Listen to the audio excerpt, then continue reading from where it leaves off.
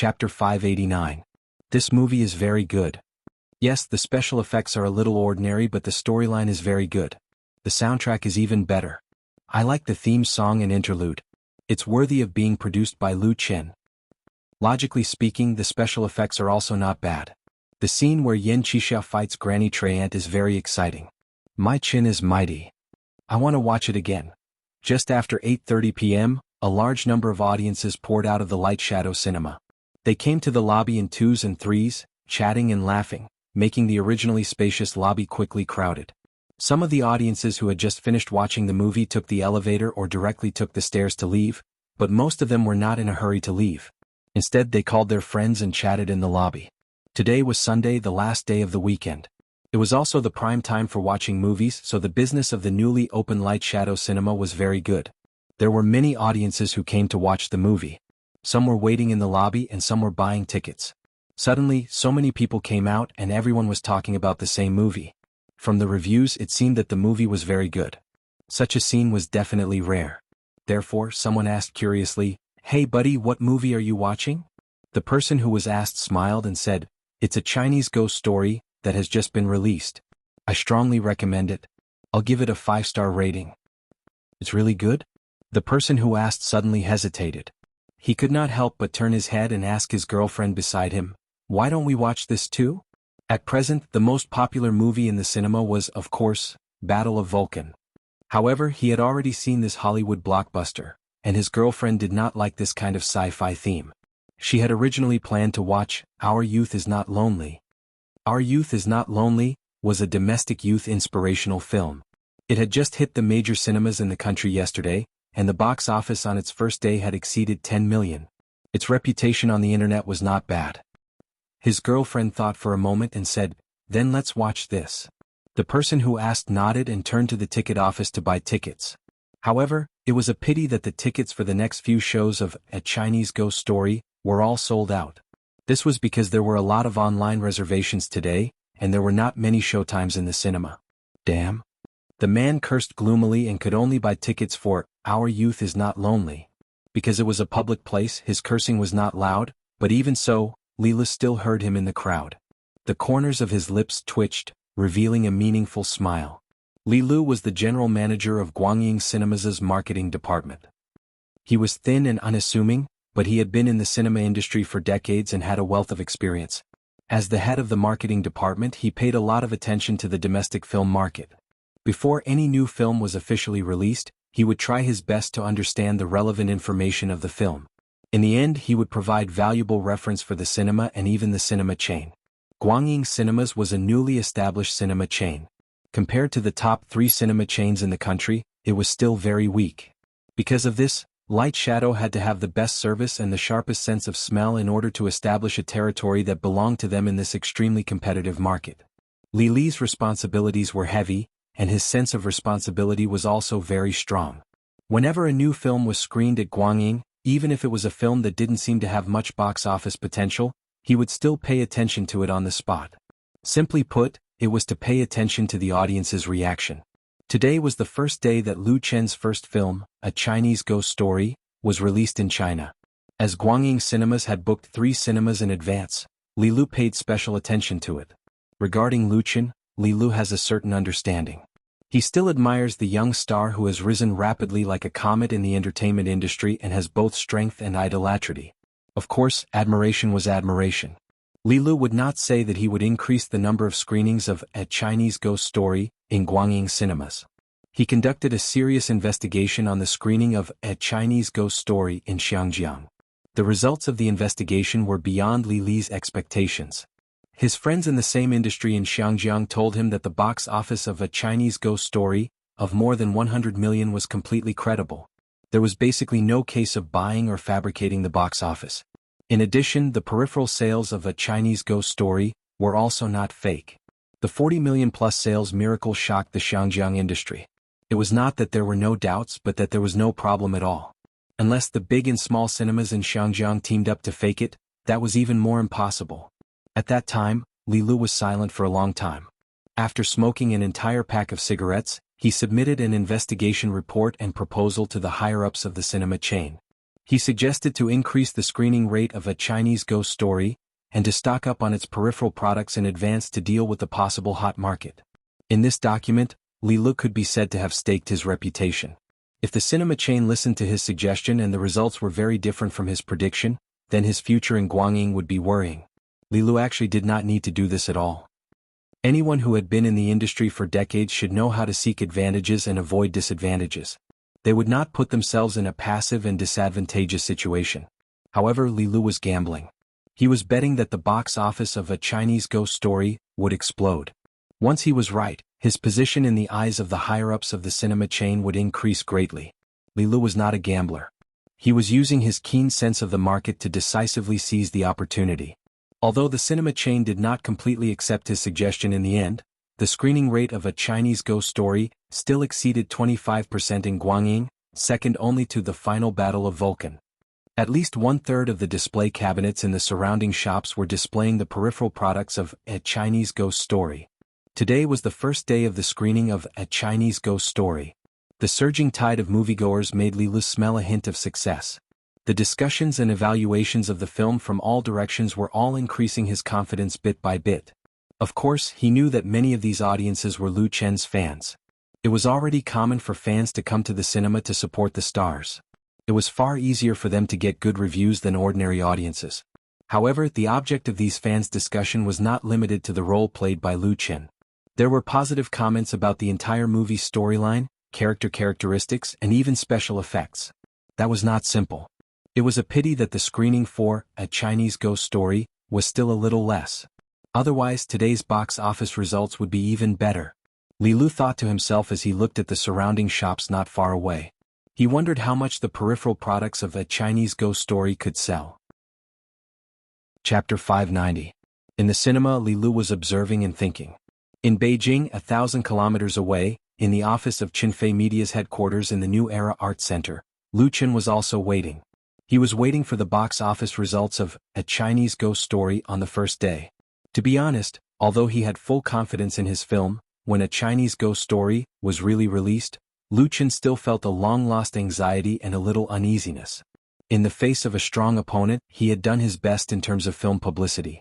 The quality of the film itself was not a problem to pass the test of the Hong Kong market, but this did not mean that A Chinese Ghost Story would definitely be able to achieve a high box office. There was a lot of uncertainty in the market.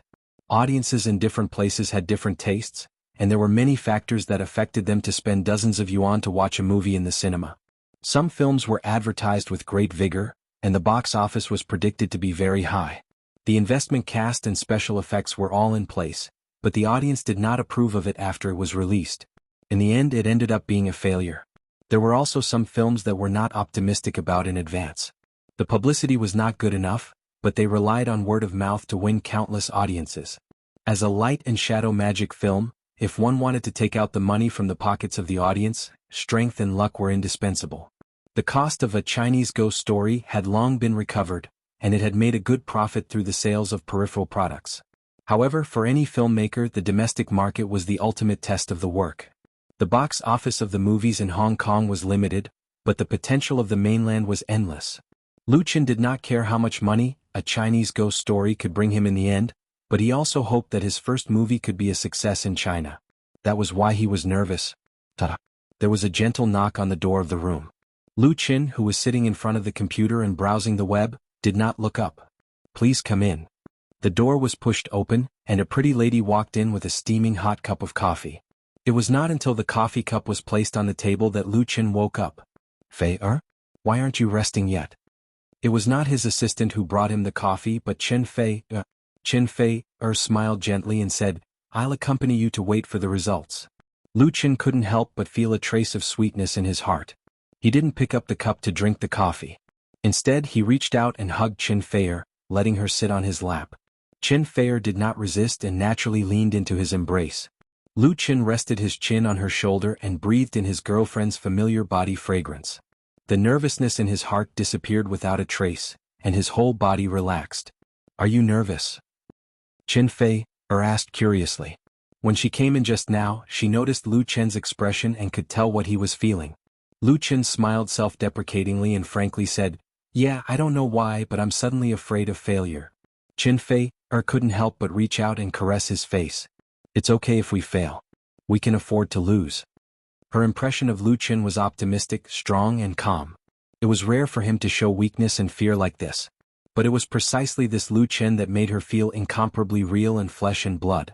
Lu Qin smiled and said, I know. Maybe I care too much. After all, this is the first operation of our company. I don't want to let everyone down, but now I'm not worried. I believe in myself. Qinfei felt that the confident and invincible Lu Qin had returned. She didn't say much but took the initiative to give a kiss, using her actions to express her support for Lu Qin. Good times always passed quickly. The coffee on the table turned from hot to cold, and it was already past midnight. At 1:27 p.m., the first-day box office results of A Chinese Ghost Story were released. Thanks to the great development of the internet and the IT industry, things that were originally impossible in the past had become very common now. The data of all cinemas across the country was summarized to the cinema chain, and then transmitted to Qinfei Media. It only took less than 2 hours to complete. 75 million. The first-day box office of A Chinese Ghost Story was nearly 40 million. There was immediately a burst of cheers in the office area outside. The employees who stayed up late with Lu Qin saw the box office results immediately and were all excited. Although this box office was much worse than the 120 million yuan Battle of Vulcan on the first day, one had to know that the average screening of A Chinese Ghost Story was less than 20%. As a Sino-Hong Kong co-production with a low investment, it was already very dazzling. With such an outstanding first-day box office, as long as there was no significant drop in the next few days, the screening of A Chinese Ghost Story would definitely increase. After all, its main opponent had already been in theaters for 2 weeks. Unlike the cheering employees, Lu Qin only felt a little happy about the box office results and was not too excited. This was because he knew very well that behind the box office of nearly 40 million yuan were the countless fans of himself and Qinfei. According to what he knew, the fan groups of the two of them in various major cities had organized booking activities. Many fans had booked movie tickets in advance. It was normal for the box office to be high. If it was low, there would be a big problem. So he continued to wait. He waited for the sales data of the peripheral products to come out. Peripheral products were different from movie tickets. Although they were all scanned and recorded by the computer, it involved different situations in each cinema. The time it took for the statistics to be summarized was not that fast. The sales results of the peripheral products were undoubtedly more important to Lu Qin now because it could more truthfully reflect the reputation of A Chinese Ghost Story among the audience. Many fans were willing to spend 30 to 50 yuan to support their idol at the cinema. However, in the face of hundreds of peripheral products, it was not easy for them to pay for it except for a few real hardcore fans.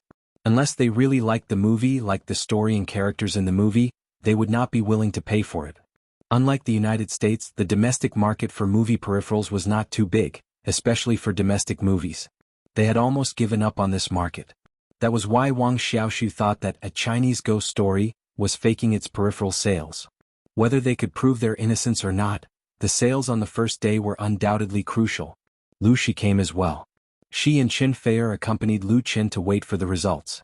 It was not until 2:57 a.m. that the peripheral sales data from the cinema chain was finally sent over. 98 million. There were once again warm cheers and loud applause in the office area of Qinfei Media. Was done.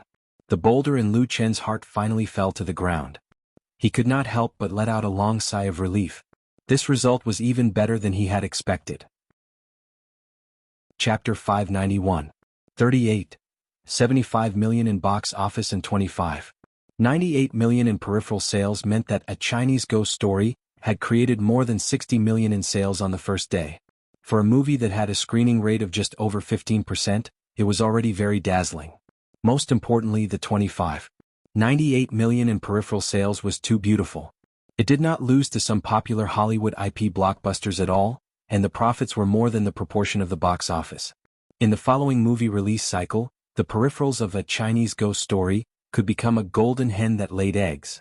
Many of the employees who stayed at Qinfei Media that night were in the industry and deeply understood the meaning of this. Therefore, their cheers were from the bottom of their hearts. In addition to the box office and peripheral sales on the first day, the audience's comments on A Chinese Ghost Story, on Wave's blogs, film and television-related websites, and forums were also collected and summarized by the marketing staff of Qinfei Media. Guangying website rating 8.7, 1,785 ratings. Guangying website was a very famous community website in China. It mainly recommended and reviewed movies, television shows, and books. The Guangying ratings largely reflected the audience's evaluation of movies and TV series. This part of the audience was mainly artistic and petty bourgeois netizens, so their ratings had nothing to do with the movie's box office and TV series ratings. It only represented a kind of comment direction. It was worth mentioning that the shareholder of Guangying website was Guangying Cinemas. As a commercial film, it was undoubtedly rare for A Chinese Ghost Story to be able to obtain an 8.7 rating on Guangying website, which was more artistic and niche. That was because the members of Guangying website were quite picky. On Tomato website, 5,693 fresh tomatoes, 385 rotten tomatoes. The freshness is 23%. Tomato website was a more popular movie website. Whether it was influence or scale, it was not something that Guangying website could compare with. The evaluation of the film on this website was not reflected by the score. Instead, the audience who liked it would send a fresh tomato virtual rating prop, and those who did not like it would send a rotten tomato. The number of fresh tomatoes minus the rotten tomatoes divided by the original number was the freshness. On the other hand, if the number of rotten tomatoes exceeded the fresh tomatoes, then the rotten tomatoes would be calculated, the sign of a rotten film. For a movie that had just been released, as long as the quality was not too bad or too ugly, usually the freshness would be higher. However, there were only two situations where the freshness could exceed 90% on the first day. One was that the producers had cheated to increase the number of tomatoes, and the other was that the movie was indeed well received. Whether it was Luchin Studio in the past or Chinfei Media now, although they attached great importance to online publicity and marketing, they never used cheating methods to falsify. This was Lu Chen's pride. Therefore, without any cheating, A Chinese Ghost Story got 93% freshness, which was undoubtedly a very exciting thing. Especially for the marketing department of Chinfei Media, it was equivalent to millions of publicity. Wave's blog movie rating, 4.5 stars, 25,307 reviewers. A 5-star rating of 86.75%. QQ movie rating 9.1. There were many professional or unprofessional film rating websites in the country, but there were only 10 or so that had influence and reference value. When the data of these 10 or so websites were summed up, the overall rating of A+ for A Chinese Ghost Story, second only to the highest S grade. Any movie, even if it had an A rating on the first day, would already be considered a preliminary success in the market. An A+ rating meant a good reputation.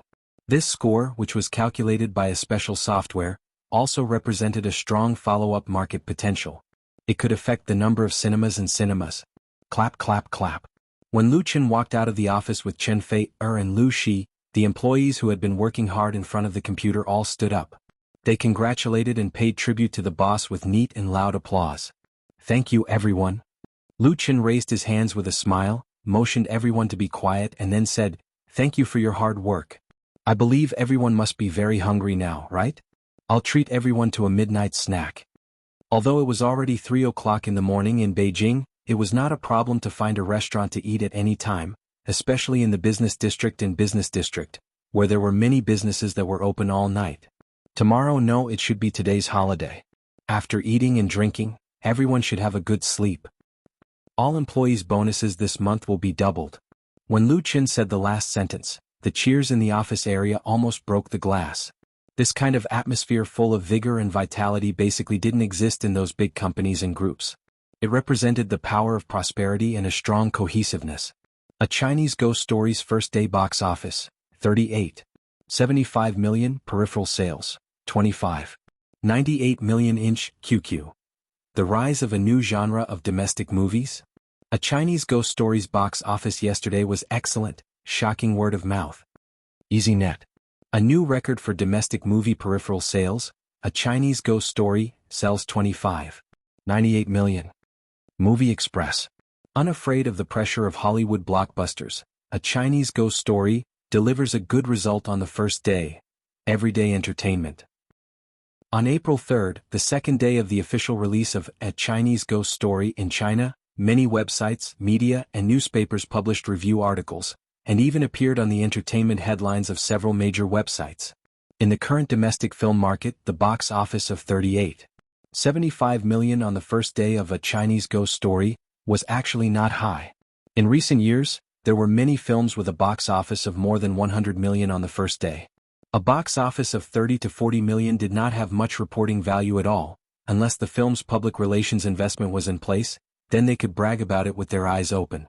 However, the situation of A Chinese Ghost Story was different from other films. First of all, this film was quite a hot topic on the internet. A few days ago, the famous film critic Wang Xiaoxiu and Lu Chen's fans had a war of words on Wave's blog.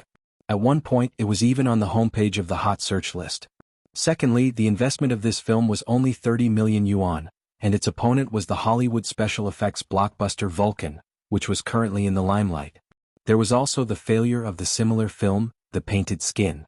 With less than 20% of the screening, it was able to obtain a box office of nearly 40 million on the first day. Was really worth it. However, the box office of A Chinese Ghost Story was not the focus of the media's interest, but its peripheral sales. 98 million.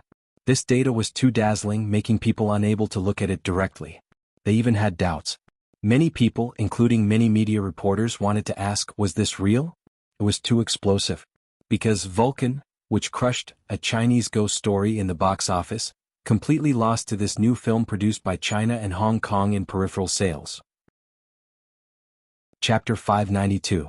Before A Chinese Ghost Story, peripherals were basically a minefield for domestically produced movies, including Hong Kong and Taiwanese movies. Movie peripherals were almost exclusive to Hollywood movies in the United States. The sales of peripherals and movies adapted from novels, comics, and games could even exceed the box office. The huge profits were really enviable. It was not that domestic filmmakers and film investors had not tried it before. They also wanted to eat some cake from it, but they were often beaten black and blue. In the end, they were all discouraged. The reason for this was rather complicated. The maturity of the market, the audience's acceptance, and even the peripherals themselves were all related. The popular IP of domestically produced movies also lacked the creativity and willingness to produce peripherals. They often relied on posters and the like to make up the numbers. In the past, domestically produced movie peripherals sold the best, claiming to have sold tens of millions of copies. However, the data was questionable and very exaggerated. A Chinese Ghost Story had sold 98 million yuan of peripherals on the first day. Although there was the fan effect of Lu Chen and Qin Fei, it was still very unbelievable in the eyes of the industry. Doubtful, the circle fell silent. However, the reaction of Lu Chen's fans was completely different. When the official Weibo of A Chinese Ghost Story released the first-day box office and peripheral sales results, countless fans ran to Wang Xiaoxiu's blog to mock it. Didn't you say that the box office of A Chinese Ghost Story was not good? It was nearly 40 million on the first day. Didn't you say that the peripherals of A Chinese Ghost Story were fake? It was more than 25 million on the first day. Wang Xiaoxiu, who had always refused to admit defeat, chose to remain silent for once. He did not retaliate tit for tat. That was because he was not sure if his previous judgment and prediction were accurate. The box office results of A Chinese Ghost Story on the first day could not be determined. The movie's early publicity and hype were good, and with the popularity of two popular celebrities, it was natural for the box office to be high. Some movies had a high box office on the first day, but after a few days they would reveal their true colors. As the number of people watching the movie increased, their reputation would rapidly decline, resulting in a dismal ending. Could A Chinese Ghost Story be one of them? Wang Xiaoxiu was not completely confident. Even though his previous prediction was based on his understanding of the market, the sales of A Chinese Ghost Story were too dazzling. It was really unbelievable. As a well-known film critic in the industry, Wang Xiaoxiu had his own information channels and sources, so he more or less knew the inside story. The first-day box office and peripheral sales of A Chinese Ghost Story might very well be completely real. This made Wang Xiaoxiu feel as if his common sense had been subverted. He shut himself at home for an entire day, stationed in front of the computer, browsing the web and smoking 2 packs of cigarettes. In the end, Wang Xiaoxiu decided to go to the cinema to watch A Chinese Ghost Story and understand the situation. Without investigation, he had no right to speak. He was prepared to seriously write a review of A Chinese Ghost Story. The movie tickets that Wang Xiaoxiu had booked online were for the night of April 4th. He was also free the night before, but perhaps because it was too late, he didn't manage to book the tickets to the nearby cinemas. The tickets for the night show were all sold out. At 8 p.m. on April 4th, Wang Xiaoxiu finished watching the movie that he had once questioned in Hall 3 of the Mother Earth Cinema in Beijing's 3rd Ring Road. It was exactly 9:30 when he finished watching the movie. Wang Xiaoxiu was squeezed in the crowd and looked a little ugly. Then he went to the movie and souvenir shop on the right side of the hall. In a cinema where every inch of land was worth its weight in gold, the area of the surrounding shops was of course not large. The large space was reserved for the ticket office, drinks and food. The sales of popcorn could account for 20 to 30% of a cinema's revenue.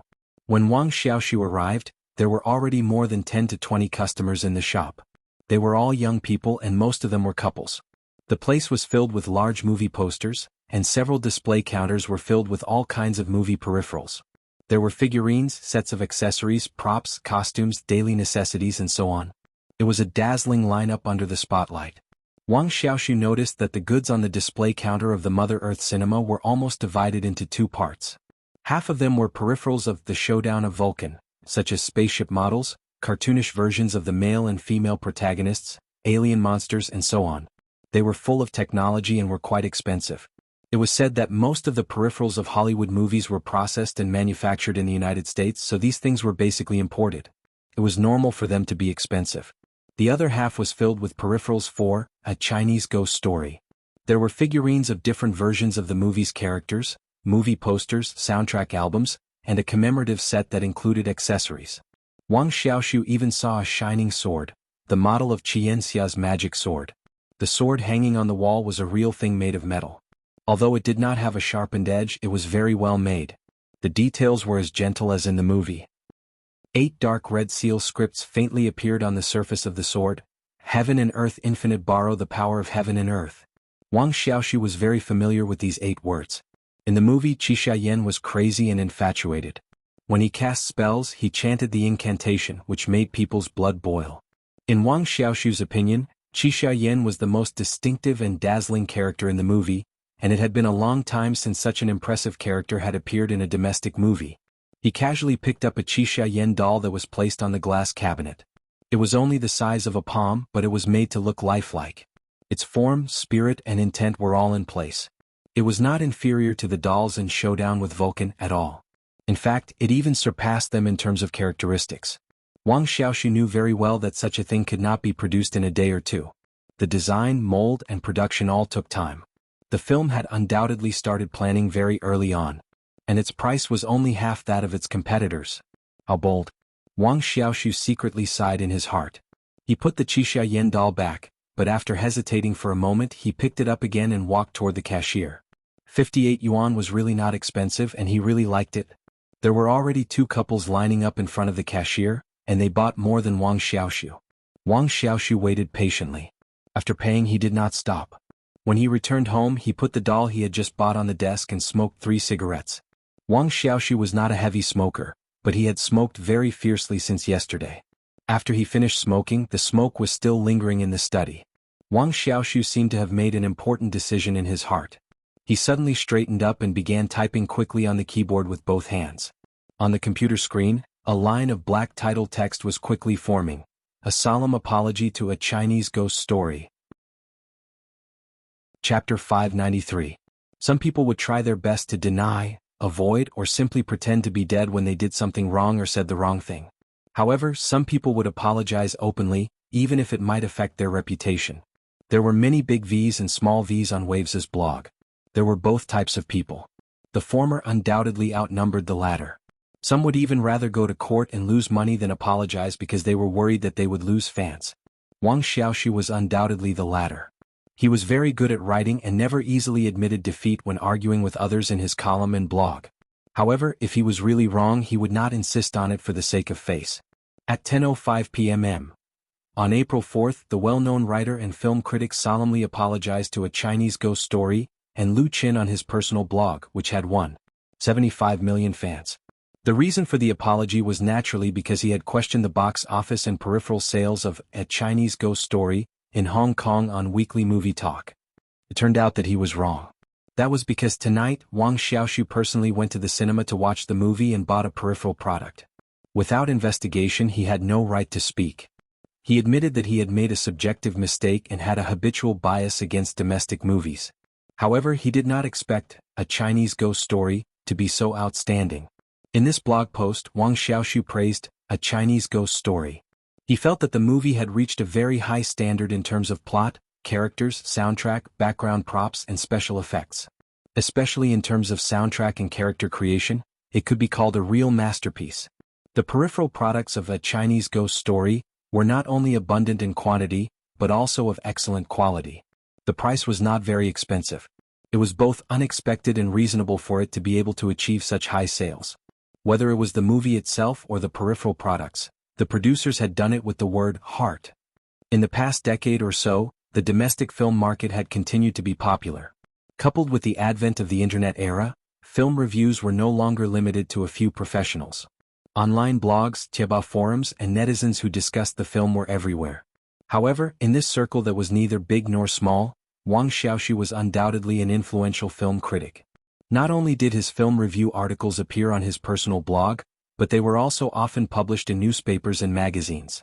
Therefore, when his movie review, written in the form of an apology, was published on his blog, it immediately caused quite a stir in the industry. Many people in the industry forwarded or commented on it.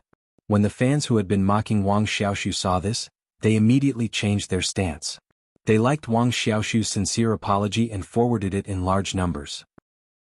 The number of fans on Wang Xiaoshu's blog quickly exceeded 2 million. Many ordinary netizens who saw Wang Xiaoshu's blog post couldn't help but be curious about A Chinese Ghost Story. Everyone wanted to see if this highly praised film was genuine, so they all ordered tickets online. Although some people suspect that Wang Xiaoshu has been paid to join hands with Luchan to hype up, such a voice is too weak to set off any storm.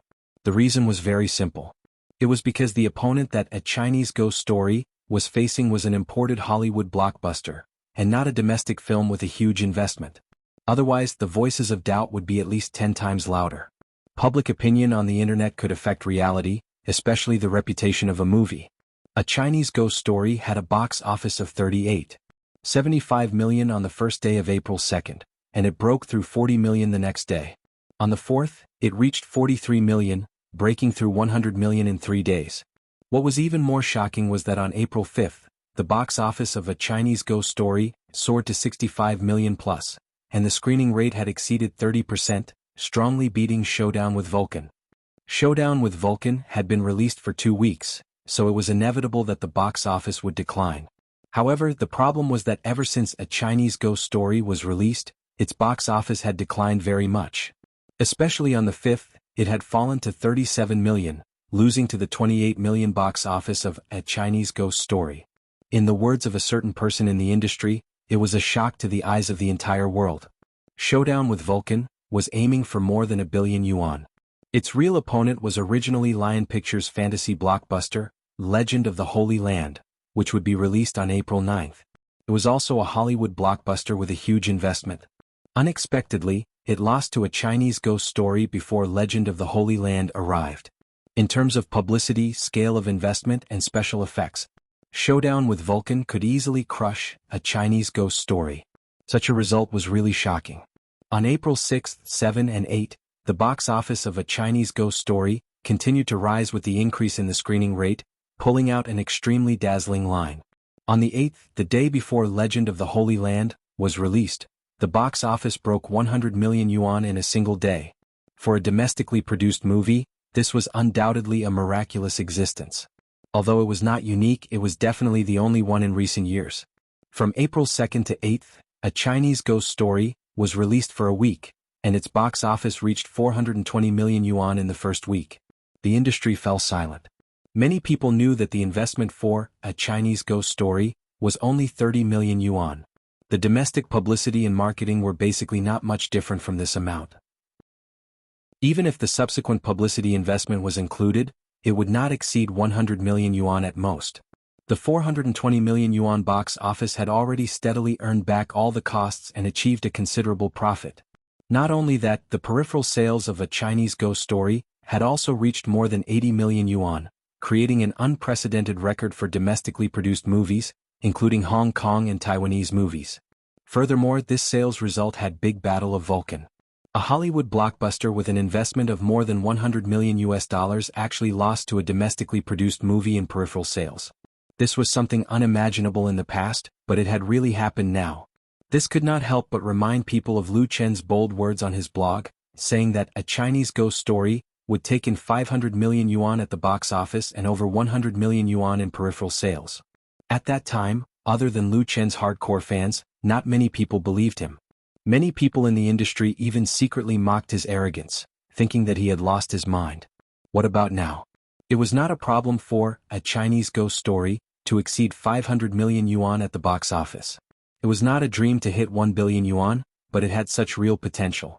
Those who had mocked Lu Chen back then had their faces slapped swollen. The real surprise was yet to come. On April 9th, due to the release of Legend of the Holy Land, a Chinese ghost story finally dropped, as if relieved of a heavy burden. The box office on that day was 87 million yuan. However, with almost the same screening rate, the box office of Legend of the Holy Land only exceeded 80 million yuan. It actually lost to a Chinese ghost story, which had been released for 8 days on its first day. Chapter 594. The film industry was a highly profitable industry. Take the current domestic film market for example. With so many film companies in it, the 3 major cinema chains and small and medium-sized cinema chains were desperately building cinemas all over the country. Of course, they wanted to take a bite out of this extremely tempting cake. In the past decade, there was no lack of films with only an investment of 20 to 30 million yuan that became a huge success. In the end, they earned hundreds of millions or even more than a billion yuan at the box office.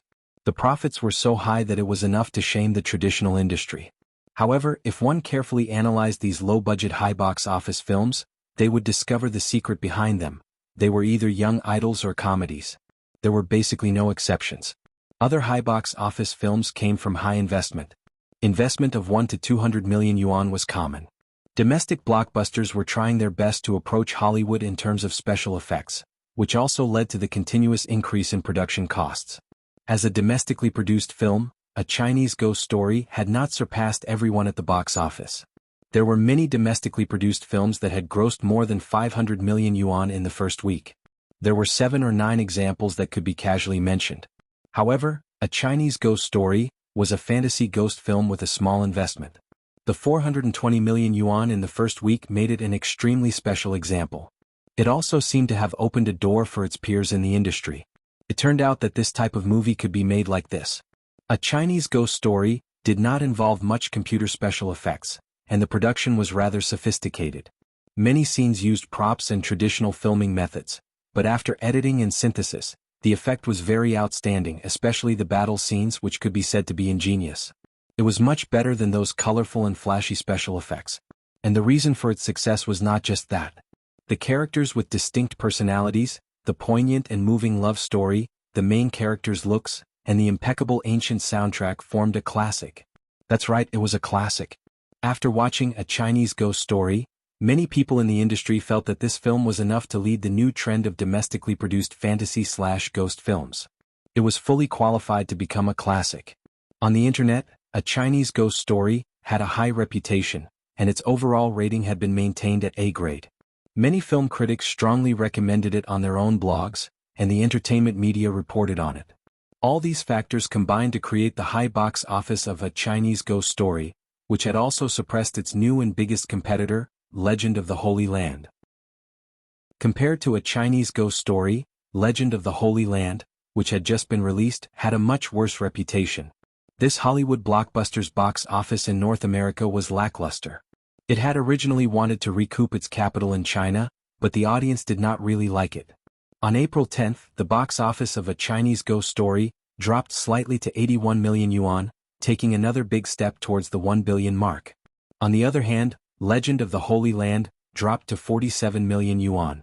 Although the box office had exceeded 100 million yuan in 2 days, such a high drop clearly indicated a bleak future. Interestingly, another domestically produced film, Our Youth Is Not Lonely, which was released at the same time as A Chinese Ghost Story, rose by 1 or 2 million yuan against the market, highlighting the weakness of Legend of the Holy Land. Nowadays, domestic movie audiences had already experienced the baptism of Hollywood blockbusters. It was obvious that pure special effects and visual stimulation could no longer satisfy everyone's needs. Therefore, Legend of the Holy Land, which focused on special effects and lacked in plot, was easily abandoned. From a certain point of view, The days when any Hollywood blockbuster could sweep the domestic market were long gone. However, many industry insiders believed that if there was no A Chinese Ghost Story, or if A Chinese Ghost Story was replaced by The Painted Skin, which had already been taken off the market, the box office of Legend of the Holy Land would not have fluctuated so much. On the evening of April 12, Qinfei Media held a celebration party for the box office of A Chinese Ghost Story, to exceed 500 million yuan at the Makati Cultural and Arts Center in Beijing. The threshold for movies was getting higher and higher. In the past, a box office of more than 100 million yuan was worth celebrating. Now, holding a celebration party with less than 500 million yuan would be laughed at. However, for A Chinese Ghost Story, a box office of 200 to 300 million yuan was enough. The box office earnings of the movie so far had already made the industry raise their eyebrows. Therefore, on the day of the celebration, all the media invited by Qinfei Media were present. There were also many uninvited reporters gathered outside the Arts Center, wanting to try their luck. The celebration party for A Chinese Ghost Story was held in a grand manner. It had been organized a few days ago and all the original cast of Hong Kong had been invited, including Nie Mingzhu who played the female lead and Ma Rongjin who played the role of Yan Qixia. The two of them also received a lot of attention from the media, especially Nie Mingzhu, who had already become popular in the mainland because of A Chinese Ghost Story. She became the focus of the scene and there were countless flashes on her. As usual, other than the media reporters and guests in the industry, there were also many lucky fans. They had all obtained the qualifications through a lucky draw on the blog. These fans and guests got a beautiful gift as soon as they entered the venue. All of them were satisfied. They also made the atmosphere of the scene extremely lively and explosive. Especially when Lu Qin, Qinfei, Nie Mingzhu and Ma Rongjin teamed up to open a huge bottle of champagne, the whole audience burst into thunderous cheers. After that, Lu Qin accepted interviews from many media outlets. There were nearly 20 microphones with logos in front of him, and even more reporters surrounded him. A reporter could not wait to ask, "Lu Qin, will you film the second installment of A Chinese Ghost Story?" Lu Qin shook his head without hesitation. "No, but I've already sold the copyright of A Chinese Ghost Story to my partners, so it's possible to make a second or even a third installment, but I won't participate in it again." If he wanted to make a movie, there were too many scripts to choose from. There was no need to rely on a sequel to rely on the original. This surprised the reporters a little. After all, it was completely reasonable for a movie to have a sequel. Lu Qin was actually willing to give up this huge profit. But then again, without him as the male lead, the sequel would lose a lot of its luster. "Then what do you want to shoot for your second movie?" Lu Qin smiled and said, "This is a secret for the time being. At present, I'm preparing to shoot my third TV series, You from the Star. It's expected to start filming at the end of this month." This was considered a piece of news that was neither big nor small. There would definitely be many TV fans of Lu Qin who would be interested in it. However, the reporters were not satisfied. Someone asked, "Excuse me, why did this movie choose a newcomer as the female lead and Qinfei as the villain?" The reporter's eyes lit up, obviously hoping to dig out some big information from Lu Qin's mouth. Chapter 595. In the face of the endless questions from the reporters, Lu Qin answered them with ease. Even if the other party's questions might be tricky or even a little malicious, he was always able to deal with them easily. There was no lack of humor, which made the experienced reporters secretly admire him. If Lu Qin was a big shot in the circle who had been famous for many years, it would be normal for him to have such an outstanding performance. However, he had only debuted for 2 years, so it was inevitable that people would click their tongues in wonder. It could only be said that he was talented. In other words, Lu Qin was born to make a living in this bowl of rice. Such an evaluation was definitely not an exaggeration. Looking back at Lu Qin's singing and acting career over the past 2 years, it could only be described as a miracle. His rise in the circle was very fast. Although he was not unparalleled, his pop music and film and TV series were in full bloom and had borne fruitful results. It was really a unique existence. The domestic entertainment industry in 2015 and 2016 had really become very different with Lu Qin. And in 2017 he had opened the curtain on his own new year with the box office hit, A Chinese Ghost Story. It was believed that at this moment, the entire entertainment industry could feel his warmth. For a young man with a promising future, the reporters who were used to seeing storms were a lot more cautious. In addition, they had received a red packet, so the following questions seemed very normal. Interviews, celebrations, performances, lucky draws, A lively celebration party ended successfully. The reporters and fans who came to support left in satisfaction, while the original cast of A Chinese Ghost Story reunited again to reminisce about the past and talk about the future. Lu Shi had booked a table in a high-class restaurant near Makati Cultural and Arts Center. Lu Qin, Qin Fei, Nye Mingzhu, Wan Xiaoquan, Qin Wenxiang, Ma Rongzhen, and the others were all gathered together. The atmosphere was harmonious and joyous. After 3 rounds of wine, Lu Qin specially toasted Ma Rongzhen and asked, "Uncle Ma, how have you been recently?" Ma Rongzhen drank the red wine in his glass in one gulp and said with a smile, "Thanks to young Master Lu, everything has gone smoothly." Today he was wearing a brand-name suit. He looked energetic and he looked at least 10 years younger. The celestial master celebrity from back then had returned. Everything was going well for Ma Rongzhen now. The success of A Chinese Ghost Story had turned him around. His net worth and salary were close to the peak of his heyday. He had endless film contracts and advertisements, and he had long gotten rid of his previous embarrassing situation. Qin Wenxiang teased, "Brother Ma is in the limelight now. The number of girls pursuing him can line up from Hong Kong and Kowloon to Central." Ma Rongzhen smiled bitterly and said, "Brother Chang, please be magnanimous and have mercy on me." He even made a gesture of begging for mercy which made everyone laugh. Even Nye Mingzhu, who was whispering to Qin Fei, raised her head. Her bright eyes wandered as she pursed her lips into a smile.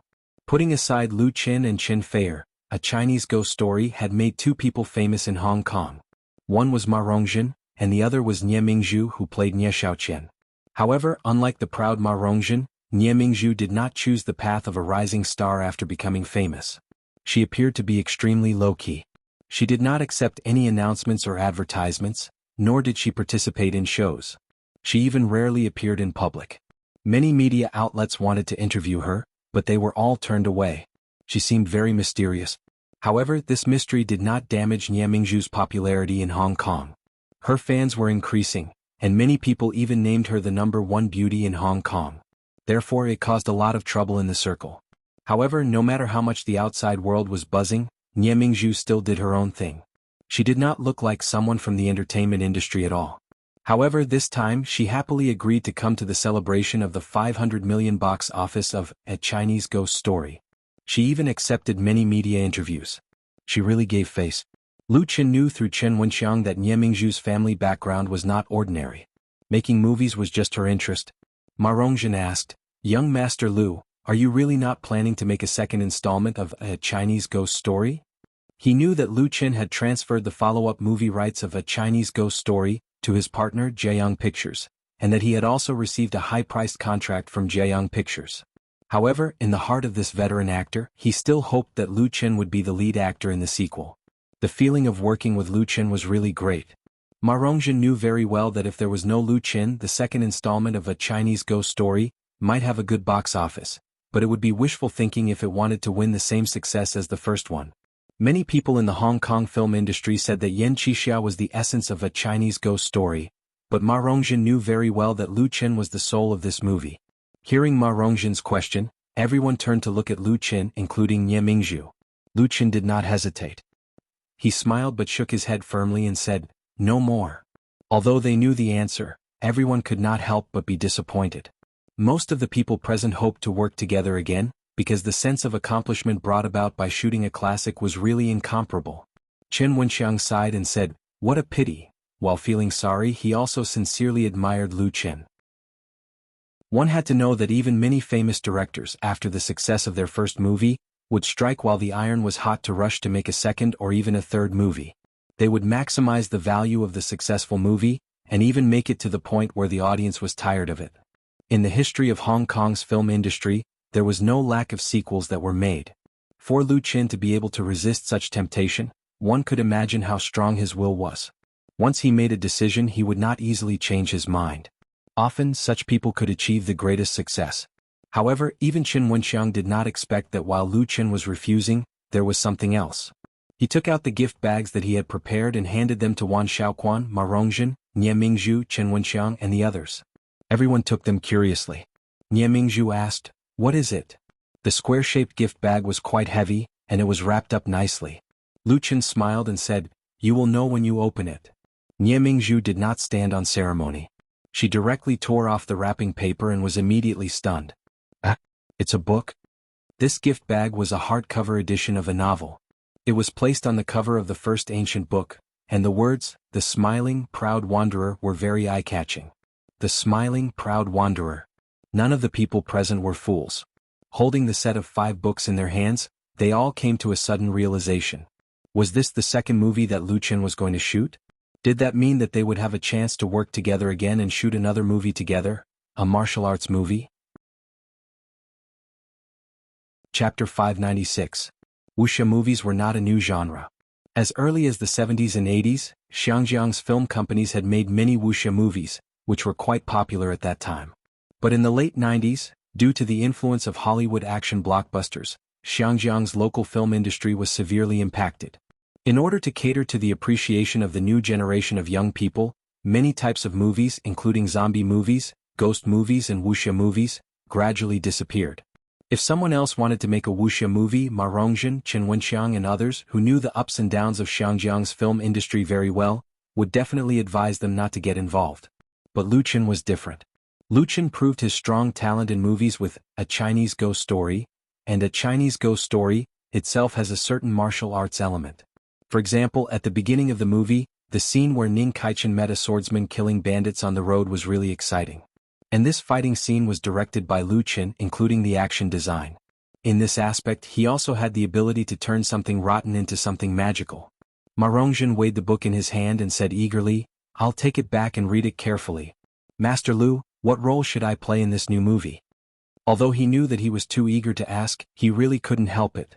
Lu Chen smiled and said, "Uncle Ma, you can read the original book first. I haven't written the script for the movie yet. I'll give it to you in a month or 2. After a pause, he said, "The Smiling, the Proud Wanderer will be made into 3 parts, at least 200 million yuan.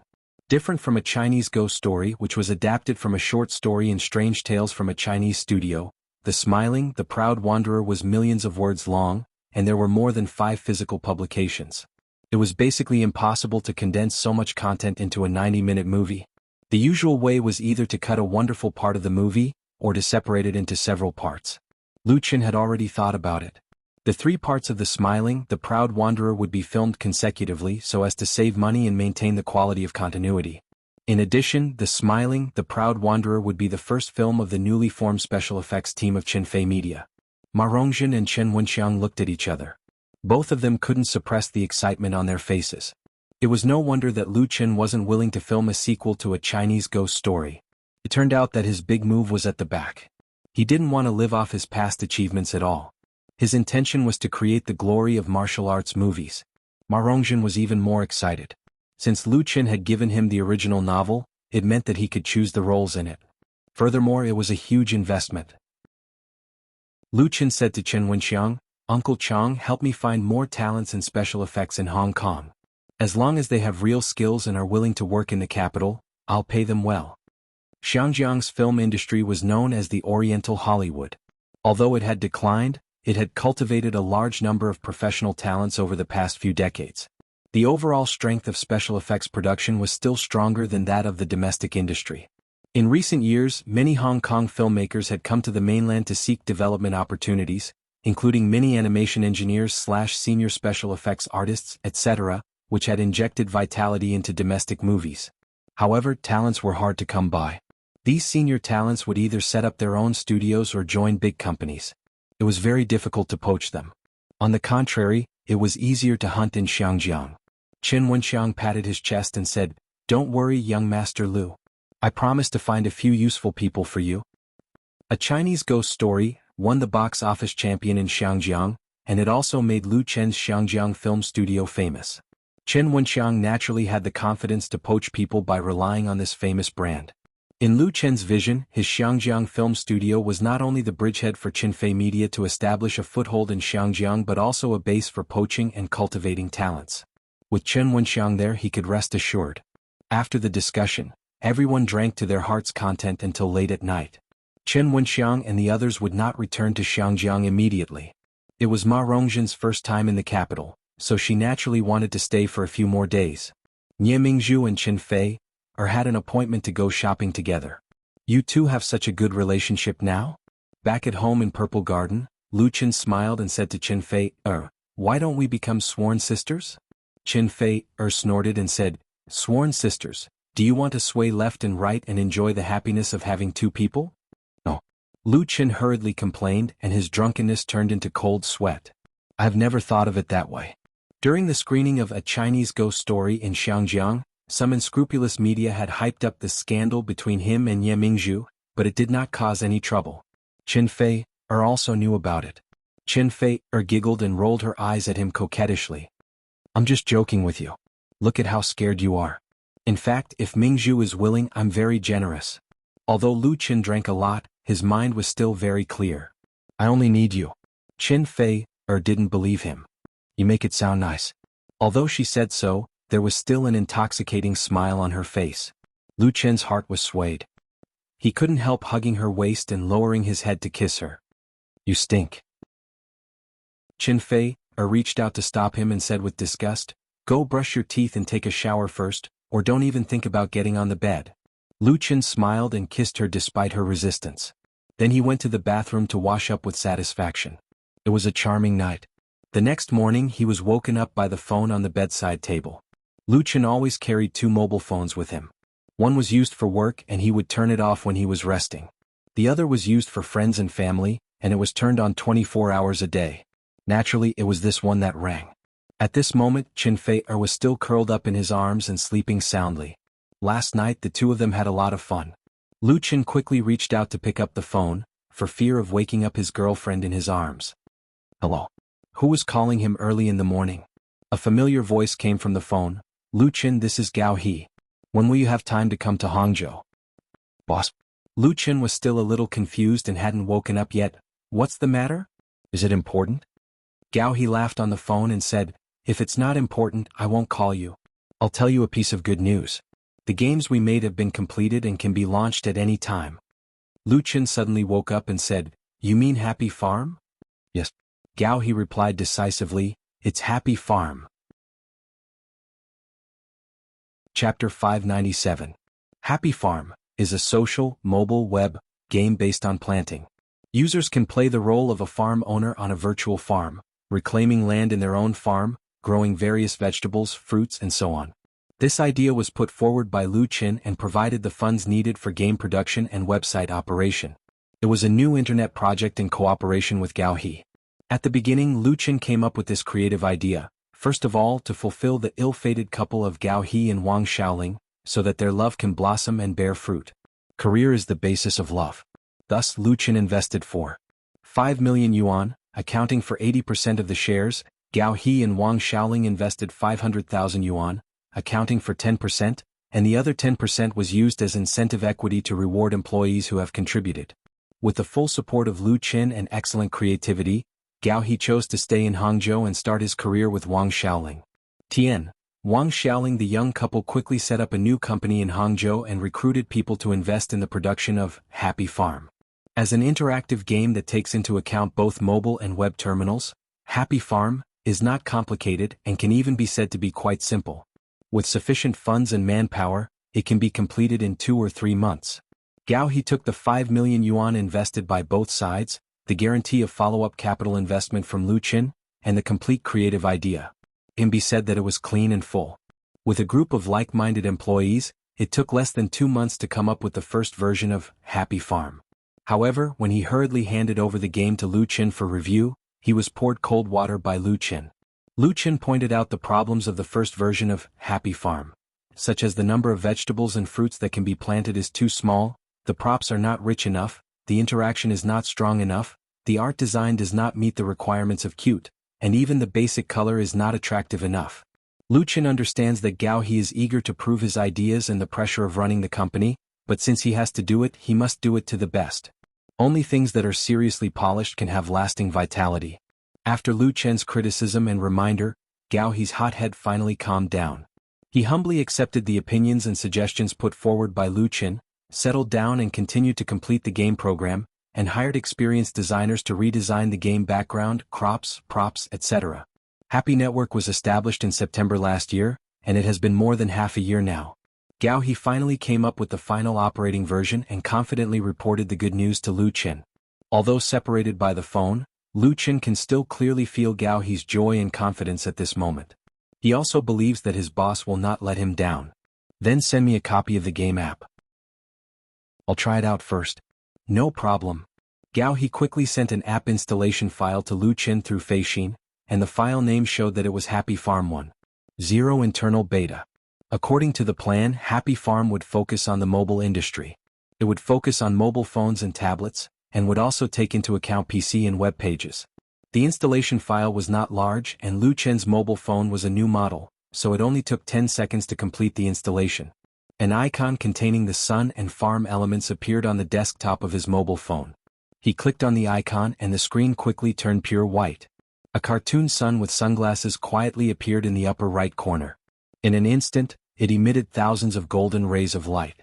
The words Happy Farm, which had been carefully designed in chibi font, appeared in the center. Below the theme were 4 options such as login, registration, settings, and exit. Lu Chen clicked on the registration with interest, and the system switch interface prompted whether to use QQ bundled registration. QQ is the largest instant messaging software in China and even in the world. It has more than 1 billion registered users, and the highest number of online users has exceeded 300 million. It can be called a giant in the IT industry. Many domestic games, especially mobile and web games, support QQ login, which is very convenient for users, and Happy Farm is certainly no exception. Lu Chen quickly registered successfully and logged into the game. The system prompted him whether to join the list of friends who already have a farm. This function is to call those friends in QQ who have already registered Happy Farm. In the future, it can also be expanded to group friends to increase the range of choices. Lu Chen chose yes. The most attractive thing about Happy Farm is its strong interaction. The more friends who play with it, the more fun it is, which can make people fascinated and even addicted. This game was extremely creative. It was once popular in Lu Chen's dream world, but it did not bring too many benefits to the game producer.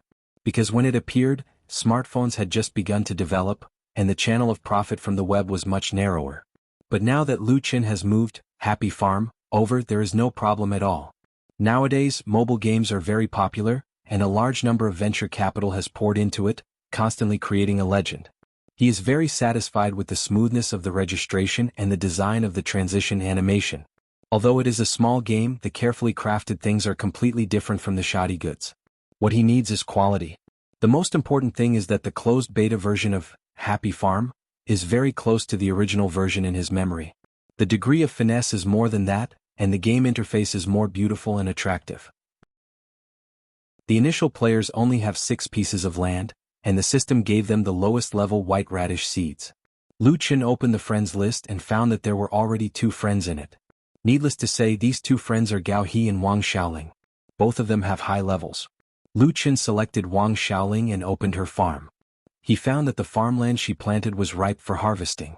He quickly stretched out his thief hand to steal the vegetables. As a result, when his thief hand just put on the ripe pumpkin, he only heard 2 loud woof woof. A yellow-haired puppy rushed out from behind the house and accurately bit his thief hand. System prompt. You failed to steal, drop 2 gold coins, reputation value -1. Wang Xiaoling actually raised a watchdog. Lu Chen didn't know whether to laugh or cry. A closed beta version still has a dog, really? What kind of game is this? At this time, Chen Fei's voice sounded in his ear. It looks interesting. Lu Chen couldn't help but turn his head and see that Chen Fei had woken up, staring at the mobile phone in his hand without blinking, looking like a curious baby. Lu Chen smiled and said, "This game is called Happy Farm." Chapter 598. Happy Farm. Chen Fei's eyes lit up. Is that the game you used to play with your classmates? She knew that Lu Chen invested in a website to make mobile games, and she also knew the relationship between Lu Chen and Gao He, but Chen Fei didn't understand this aspect at all. She thought that Lu Chen was simply trying to help his classmates. She didn't expect that the game would actually be made now, and it was very fun. Lu Chen smiled and said, "Do you want to play? I'll install one for you too. You can grow vegetables when you are bored." He was very confident in Happy Farm. This interactive game has a strong attraction. Unless you are completely not interested in mobile games, you will inevitably fall into it once you start. Chen Fei certainly agreed, so Lu Chen installed the client on her mobile phone. The operation of Happy Farm was simple, including the functions inside.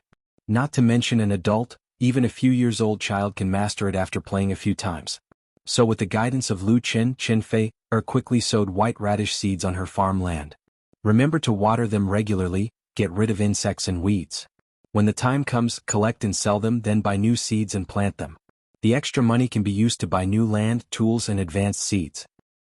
Remember, when they are ripe, you must collect them in time. I will steal them. Lu Qin smiled very treacherously. Because it was a beta version, although all the functions were complete, because it had not been officially launched, Qin Fei's farm friends were only Lu Qin.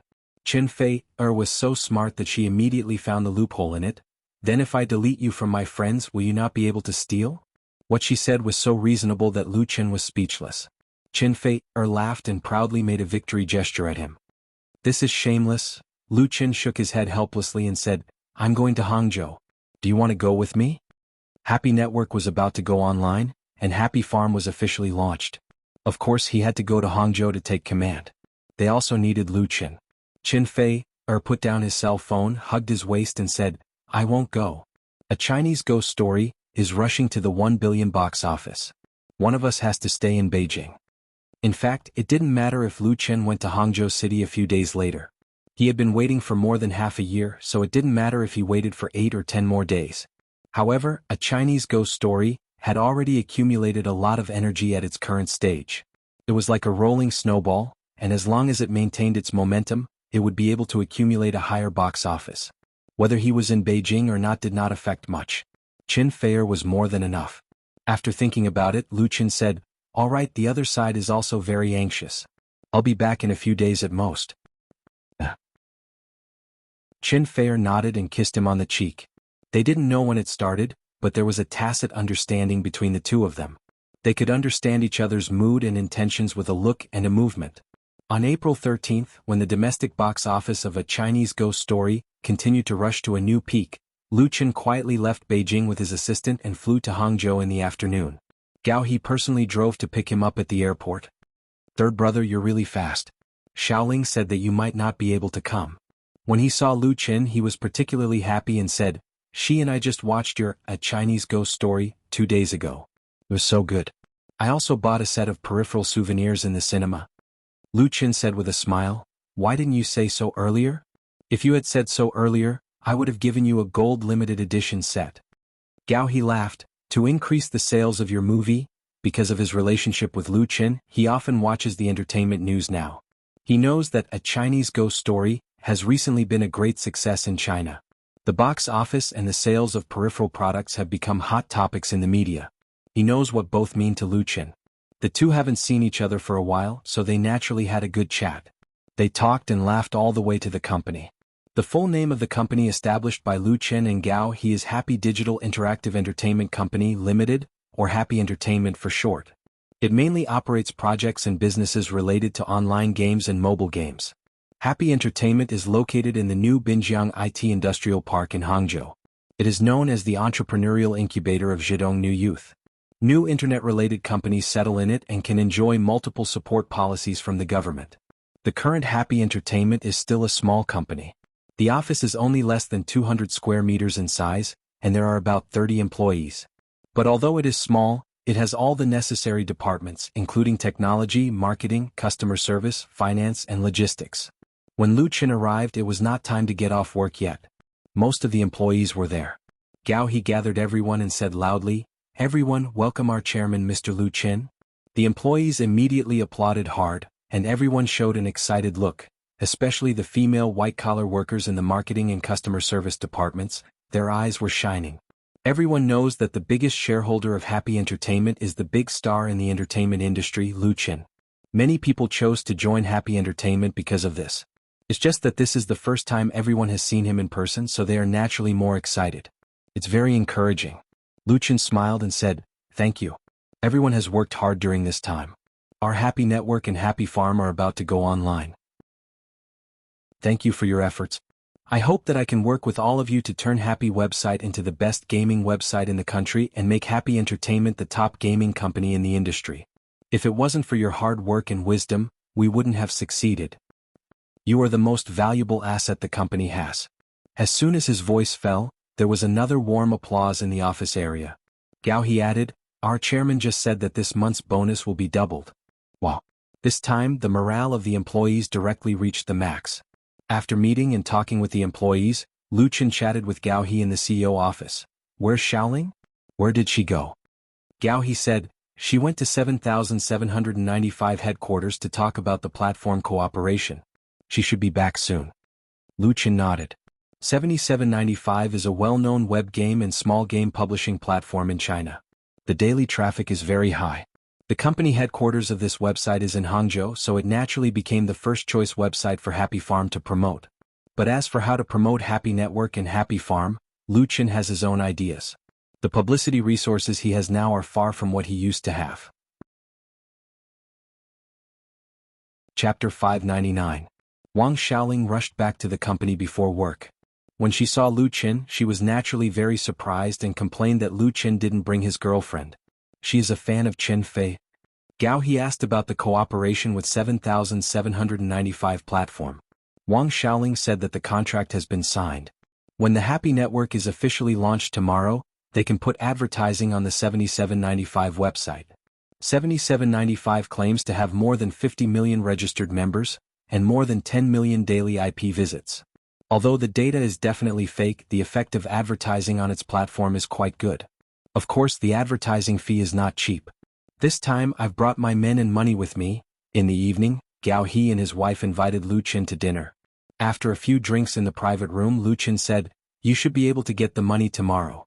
Don't just think about saving money. You have to spend what you should spend, and you have to invite the people you should invite." Gao He and Wang Xiaoling looked at each other. Gao He scratched his head and said embarrassedly, "Lao San, you have already increased your investment once, and this time," Wang Xiaoling quickly added, "now our company's money is enough. Happy Entertainment has been established for 7 or 8 months now. Every month, the office rent, salaries and other expenses are at least 600,000 to 700,000 yuan. Coupled with the investment of various equipment, the original joint investment of 5 million yuan has long been burned out." It was Lu Chen who added a sum of money to maintain the situation. Gao He and Wang Xiaoling are both recent college graduates. They have no experience in running a company. When they came here, they paid a lot of tuition fees, and then they have been burning money without any income.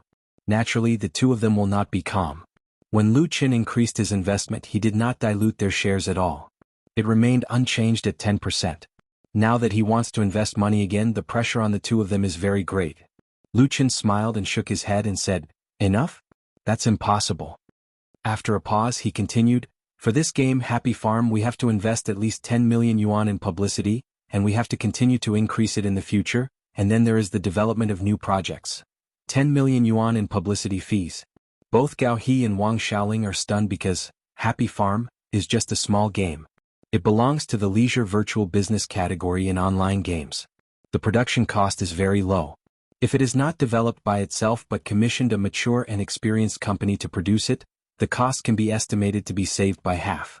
Lu Chen actually wanted to invest tens of millions of yuan in Happy Farm, which was really beyond their imagination. They couldn't help but ask, with such a high investment, can we earn back the cost? Both of them knew that Lu Chen was rich, very rich.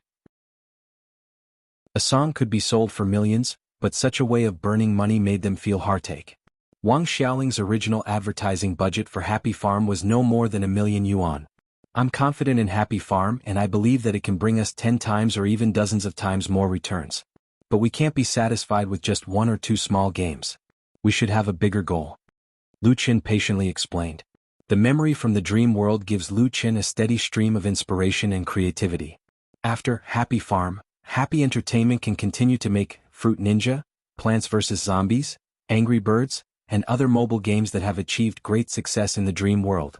But the development of these leisure mobile games is only laying the foundation for Happy Entertainment. Lu Chen's goal is more ambitious. "Do you know the Smiling Proud Wanderer?"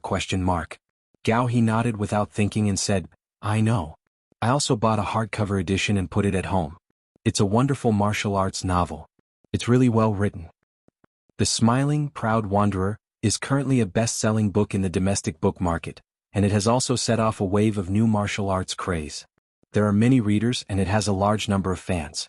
Lu Chen said, "I have bought all the copyrights of The Smiling Proud Wanderer, and it is expected to start shooting the Smiling, Proud Wanderer movie trilogy in the second half of the year.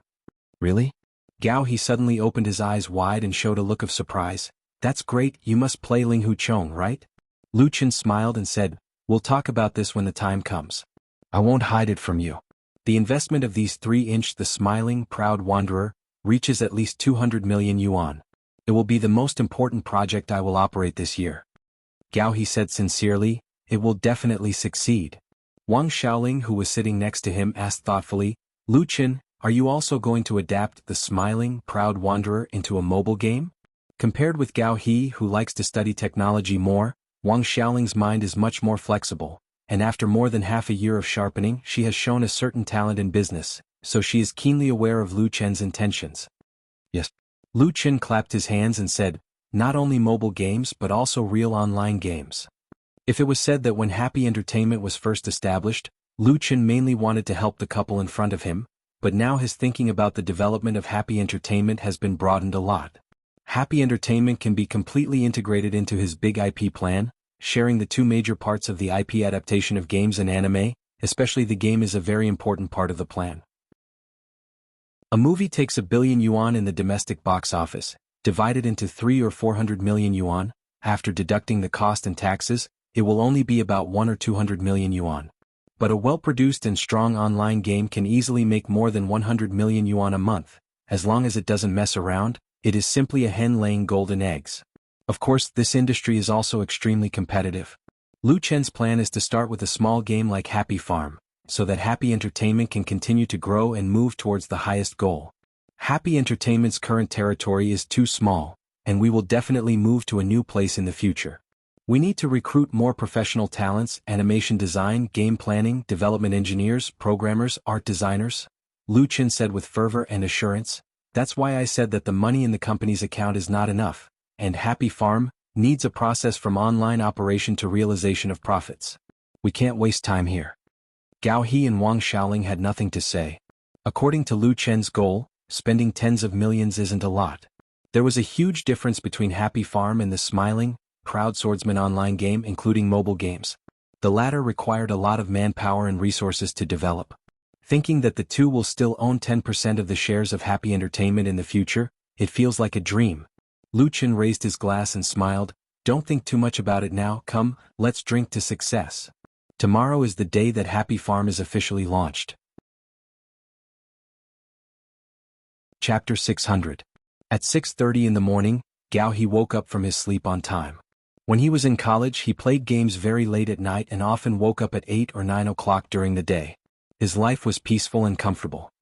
He had like-minded friends and a gentle and considerate girlfriend. He was really happy. It wasn't until graduation that he realized that life turned out to be so cruel. Fortunately, Gao He persisted. In order to have a better future with Wang Xiaoling, and in order to live up to Lu Chen's good intentions, he put all his efforts into Happy Entertainment. Every day he would get up early and return late, rain or shine. He often stayed up all night in the company just to come up with the best products. The Happy Farm, which has just been completed, carries his dream without regrets. And today is the day when Happy Farm officially operates. It's an important day. Memories emerged in his mind, and Gao He's mind became very clear. He bowed his head and kissed Wang Xiaoling, who was still sleeping, and quickly got up to put on his clothes. Today he will be the first to arrive at the company. You're awake. At this time Wang Xiaoling also woke up. She opened her sleepy eyes, raised her head and asked in a daze, what time is it? Gao He smiled and said, it's just 6:30, you should sleep a little longer. Wang Xiaoling rubbed her eyes, gave him a white look and said, how can I fall asleep? She also got up. Last night's party with Lu Chen touched the two of them a lot. Originally, both Gao He and Wang Xiaoling just wanted to run Happy Entertainment well. They didn't want to be at the top of the industry. They just wanted to earn back the investment cost and be satisfied with a car and a house. After knowing Lu Chen's vision for the future of Happy Entertainment, the two found that their vision was too shallow and their goals were too small. Everyone has ambitions in their heart, but some are big and some are small, and some are buried very deep. Lu Chen's heroic words easily aroused the ambitions of Gao He and Wang Xiaoling. As the first step to realize their ambitions, the success of Happy Farm is crucial. At this moment, Gao He's mood was uneasy, and Wang Xiaoling was excited. The two washed up as quickly as possible, then casually ate breakfast, and went out to take the subway to the company. Just after 8 o'clock, all the employees of the company had arrived. The normal working time was 9 o'clock. Lu Qin arrived at Happy Entertainment at 9 to participate in the Happy website's launch ceremony. The people present were all employees of Happy Entertainment. The so-called ceremony was just a specially prepared computer that could be completed with a click of the mouse. Calling it a ceremony was too much of an exaggeration. Wang Xiaoling announced loudly, "Everyone, let's give a round of applause. Let's invite our chairman to unveil Happy Online." Pa pa pa. Warm applause immediately rang out in the office area. Nearly 30 employees gathered together, and the young smiling faces contained excitement, anticipation, nervousness, and various other expressions. Happy Entertainment had been around for a long time. It was time for Happy Farm to be taken out for a spin. In contrast, Lu Qin was undoubtedly the calmest. He calmly sat down in front of the computer, manipulated the mouse, and gently clicked the confirm button. The image on the screen suddenly changed, and the homepage of HappyNet instantly appeared. At the same time, it was projected on the screen by a projector. The applause was even louder. The website of HappyNet was purchased by Lu Qin as early as last year, and it was not until today that its true face was revealed. The well-designed website was quite eye-catching.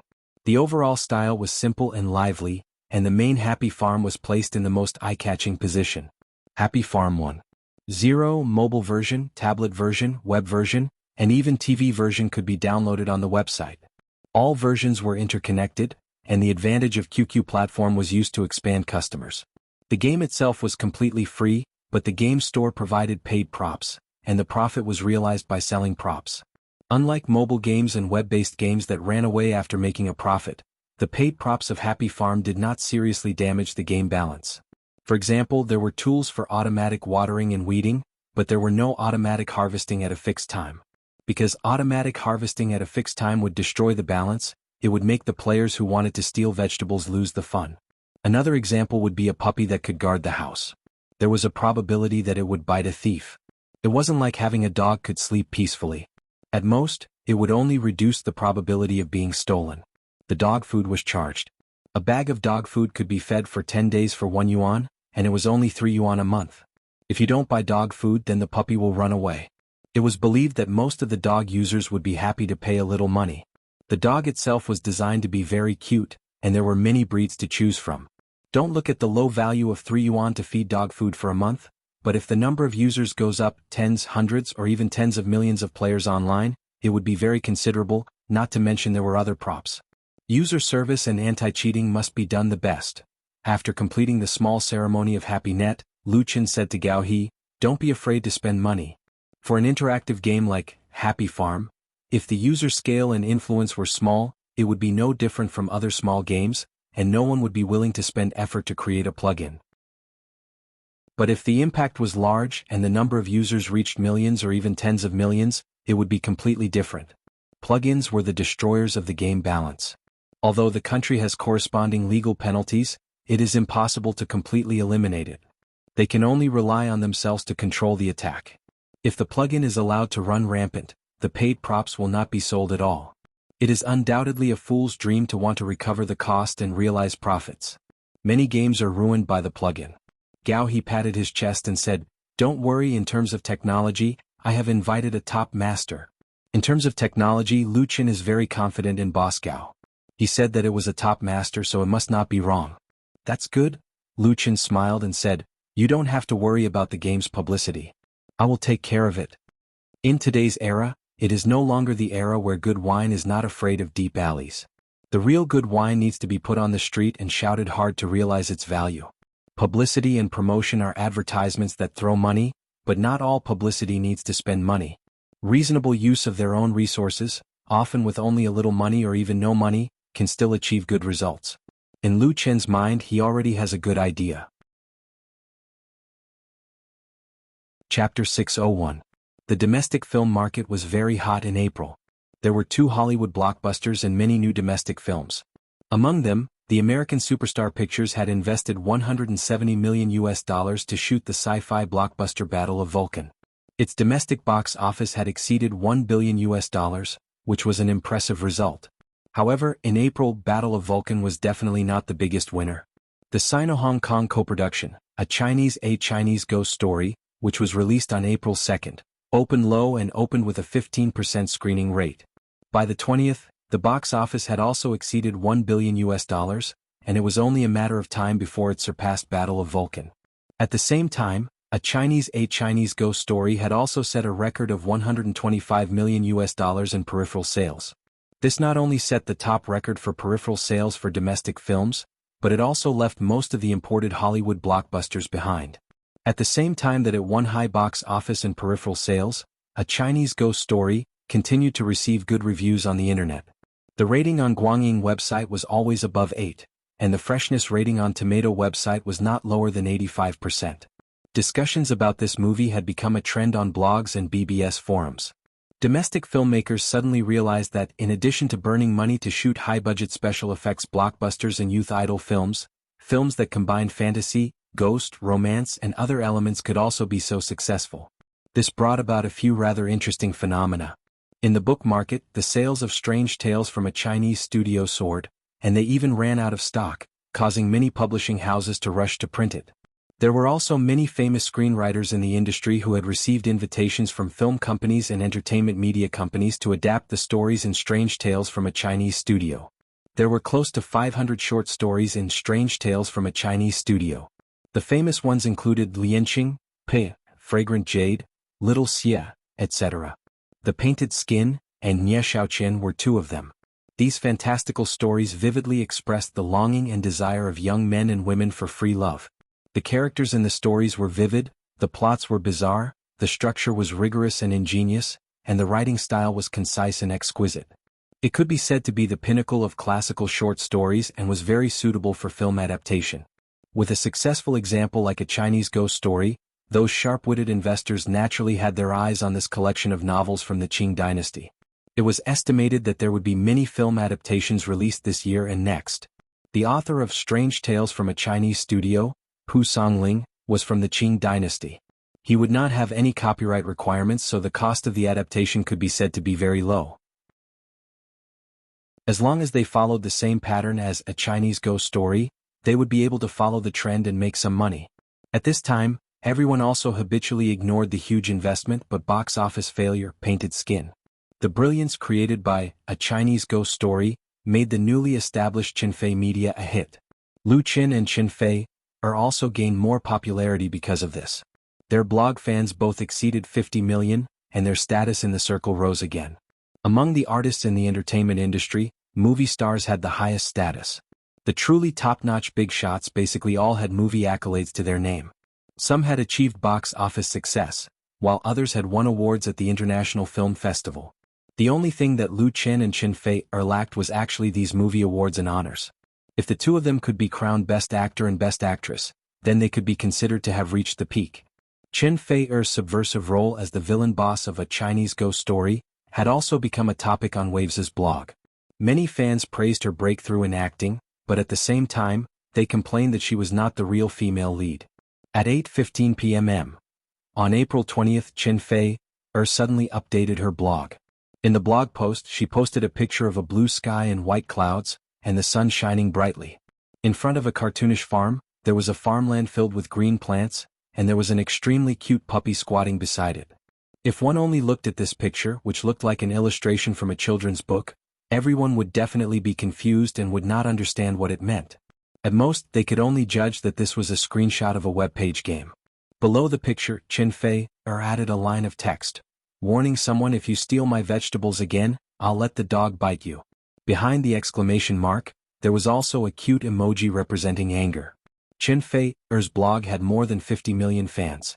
These fans were not zombie fans that had been created by marketing.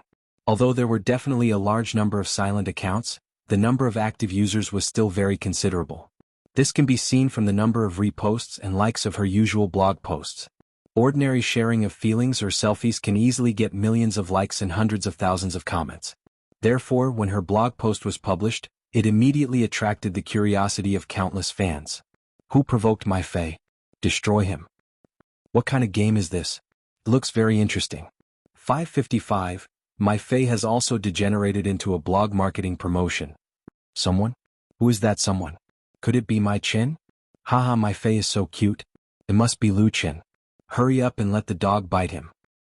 Sister Fei, what game are you playing? I want to play too. I feel like I'm going to be fed dog food again. In just over an hour, this blog post had been reposted more than 50,000 times, and the number of comments was as high as 100,000. The current popularity of Qin Fei could be seen. Everyone knew that this blog post of Qin Fei should be a game promotion, but she was different from those stars who advertised on the blog every day. Except for a few brands that she endorsed, she basically did not do online marketing. The rarer something is, the greater its value. This inevitably made people curious. What kind of game could make Qin Fei make an exception? Moreover, this was obviously not a large-scale online game. It was just a small game. At 10 o'clock, Qin Fei posted another blog post and took the initiative to solve the mystery. She said that she had recently been playing a small online farming game called Happy Farm. By registering with QQ, you can interact with your friends in the game. It was very interesting and fun. Finally, Qin Fei added a QQ number. This is someone's number. Everyone can add him and then steal all the vegetables he grows together.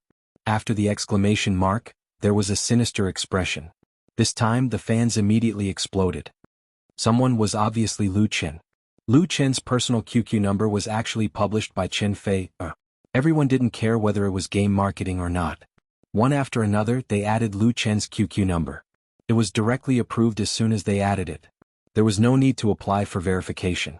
There were even more fans who searched for Happy Farm on the search engine and found the Happy website at the first moment. Chapter 602. You have to compensate me. In Beijing's Zicheng Yuan's home, Qin Fei, who was sitting in front of the computer, said to Lu Qin, "Hurry up." Lu Qin smiled and said, "What compensation? I just stole a few of your pumpkins." Qin Fei glared at him angrily. "You still have the nerve to say that? You came up with such an idea to advertise your game. My reputation is completely ruined." Lu Qin laughed. "This is not an advertisement, right? Are you also fascinated?" Since playing the internal beta version of Happy Farm, that day Qin Fei suddenly became interested. When the Happy Farm was officially launched, she installed the app client on her mobile phone as soon as possible. Not only that, she also promoted it to her friends and pulled a group of people to join it. Qin Fei had been in the industry for more than 10 years. The people she usually came into contact with were basically people in the industry. Of course, most of her friends were also people in the industry. Everyone gave her face to download and install the app, but she basically did not have much time to play. However, Happy Farm was different from ordinary online games. It was a casual game. Some people played their mobile phones in their spare time at work. First, out of curiosity or something else, they logged into Happy Farm as a pastime. Then after playing, 8 or 9 out of 10 people played it. Of course, Qin Fei herself was no exception. As the first registered user of Happy Farm, she had been promoted to level 5.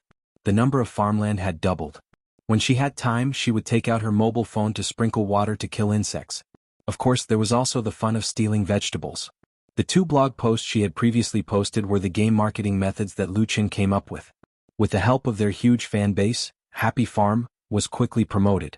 It was just that Qin Fei basically did not do online marketing in the past. This time it was an exception for Lu Qin. The effect was absolutely good. Gao He, who was far away in Hangzhou, called Lu Qin. He was very excited because since Qin Fei posted the second blog post, the number of visitors to HappyNet suddenly increased, at least hundreds of times more than before. This was the so-called fan effect. Popular celebrities like Lu Qin and Qin Fei had a high influence on the internet. If they wanted to recommend a product, they could often get a lot of attention in a short period of time. Gao He admired Lu Qin very much. Before that, Lu Qin asked him to increase the bandwidth of the website server and let the technical staff work overtime, so that HappyNet did not collapse under the impact of the sudden increase in IP visits. As for the number of downloads of Happy Farm, it had increased exponentially. The number of downloads in a minute was equivalent to the number of downloads in a day. It was unbelievable. Of course, this was only a temporary phenomenon brought about by the fan effect. Whether Happy Farm could succeed or not, the key still depended on the charm of the game itself, whether it could attract players, keep players, and make them willing to pay for props. In the lower right corner of the computer screen, 2 QQ numbers showed that they were in the login state. One of the icons was flashing wildly, showing that a large amount of information was being transmitted. This QQ number was the number published by Chen Feier on his blog. In order to promote Happy Farm, Lu Chen deliberately bought a pair of couple QQ numbers from QQ, mainly to face the public. There were no obstacles set and anyone could add them as friends. Therefore, once the number was announced, it was normal to attract countless fans to add and greet them. Of course, Lu Chen did not have the time and energy to manage it himself. In the end, he had to throw it back to the company's public relations and marketing department. But tonight he still took the time to reply to several fans in person. As for Chen Feier, he picked up the tablet and continued to browse the blog. The fans were enthusiastic. "Sister Feier, rest assured, we will definitely steal all of Lu Chen's dishes. I just downloaded and installed it. I'm still learning. What's your QQ number? Please add me as a friend." 10,000-ton copper ball. This game is very simple, very easy to learn, and the production is quite good. It's a bit interesting. I like to play small games the most. For casual games like Happy Farm, the learning index is the lowest. As long as one is not stupid, anyone can learn it within a few minutes and there will be no obstacles. However, because of the lack of challenge in learning, players are easily tired and give up after a few rounds. It is very difficult to rely on the small game itself to make money. At most, they can make some advertising to achieve profit. Although Happy Farm belonged to the category of casual games, its level of exquisiteness and interactivity were incomparable to other games of the same kind, especially the latter, which had an addictive magic. After Chen Feier and Lu Chen's cooperation in marketing, Happy Farm became popular in a very short period of time. It first caused an impact in the two's fan circle, and then spread like a plague. Computers, tablets, mobile phones. More and more people installed the Happy Farm client, either through advertising in the media, seeing it on blog forums, or being recommended by relatives and friends. Happy Farm also relied on the powerful resources of QQ, making it easy for players to interact with others in the game, making stealing vegetables a craze. When A Chinese Ghost Story was taken off the shelves on May 1st, National Day, this casual game had already set off a craze for people to steal vegetables. The speed and influence of the game left everyone in the gaming world dumbfounded. There were also a lot of negative news, such as children secretly using mobile phones to steal vegetables during class, white-collar workers opening web pages to steal vegetables at work, and some people got up in the middle of the night to go online in order to steal and pick vegetables, which affected their rest. However, these negative news could not affect the spread of Happy Farm. The number of registered users soared to more than 50 million in more than half a month, of which more than half were active users. This figure was very scary, and the surge in users also brought rolling money to Happy Network and Happy Entertainment. Although the props sold in Happy Mall were very cheap, they couldn't support the huge number of users. Therefore, after experiencing the process of burning money for more than half a year, Happy Entertainment smoothly embarked on the principle of profitability, continued to recruit people to expand their strength, and move towards a higher goal. Lu Chen gave the power to control and manage Happy Entertainment to Gao He and his wife, and led Xinfei Media to start preparing for the third TV series. In addition, there was also the recording of the reality show, The Voice of China. Chapter 603. East Coast District, Huhai. It was already 3 o'clock in the morning when Anxin returned to her apartment. She opened the door carefully with the key. She didn't turn on the light after entering the apartment. She only used the light from her phone screen to light up the room. Then she tiptoed to her room. The 70-square-meter apartment was divided into 4 rooms. There were 7 people in total, including Anxin. She had been living with a friend for almost 2 years. Anxin was quite lucky. She came to Huhai alone 2 years ago and met this friend on the subway. She moved in the next day, which saved her a lot of money and a lot of trouble. Anxin, who was 23 years old, was a singer, a folk singer who took the lyrical route. She was currently singing in a bar in the old French concession of Shanghai. She could be considered as a member of the drifters. Those who lived in the capital were called drifters, and those who lived in Huhai were called drifters. Anxin couldn't survive in the capital, so she didn't have a good life in Huhai. Although many people appreciated her singing and voice, her ordinary appearance and body made it impossible for her to make a name for herself in this circle of talents. To put it bluntly, even if she wanted to sell herself, no one would pay for it. Therefore, other than a guaranteed salary, she usually didn't earn much in tips. In Shanghai, which was the most populated city in the world, she could barely survive. This was an era where appearance mattered a lot, and Anxin didn't belong to this era. "You're back." She had just put down her backpack when she heard a sleepy voice behind her. Anshin didn't turn around in surprise. She answered, "Yes, I woke you up. Go back to sleep." The other person nodded and didn't say anything else. Anshin moved more carefully. She took off her coat and shoes and crawled into bed. She had already washed up in the bar, so that she wouldn't disturb others in the apartment. There was only one bathroom in the apartment, and the living room was separated into two separate rooms. The soundproofing was very poor. Because of this, it was easy for neighbors to have conflicts. Anshin didn't like to argue with others, so she would rather trouble herself. She was very tired. The warm bed gave an exciting warmth. Usually she would fall asleep quickly after closing her eyes, but for some reason she was still awake tonight. It was the Labor Day holiday these few days. There were many tourists from other places, so the bar's business was particularly good. It was rare for her to go to a few more venues and earn an extra 1 or 2,000 yuan. However, he couldn't keep the money. His family had called him yesterday, so he definitely needed to send the money back today. She was the eldest in the family and she had 2 younger brothers and sisters. The annual school fees were not a small expense. Her parents were not in good health, so they did not earn much and often had to take medicine. Anshin wondered if she should find another part-time job during the day. Otherwise, she wouldn't be able to hold on any longer. As she thought about it, she felt drowsy and fell asleep unknowingly. She slept until the sky turned dark. An Xn was woken up by a strange itch on the tip of her nose. Achoo! She sneezed fiercely and heard a giggle in her ears. "Little lazy pig, get up quickly." An Xn ignored the man. She turned over and tried to go back to sleep, but a cold hand reached into her arms. "Aya, do you want to die?" This time Anshin couldn't go back to sleep anymore. She sat up in embarrassment and prepared to fight back. The man who was messing with her was, of course, her hometown. The two of them were best friends and they had a very good relationship. "Not a scaredy cat, it's already midnight. I brought you KFC. Are you touched?" She waved the plastic bag in her hand at Anshin. The white bag had the words "Kernel of KFC" and "KFC" written in red on it. It was very eye-catching and very tempting. Anshin was shocked when she smelled the food. "Why are you so generous to buy KFC?" Her hometown friend worked as a salesperson in a shopping mall. His family situation was similar to hers. Usually he was very thrifty like her. Under normal circumstances, he was reluctant to spend money at KFC. A hamburger that couldn't fill his stomach was more expensive than rice. Her hometown friend smiled and said, "It's someone else's treat and I got you a share. Are you touched?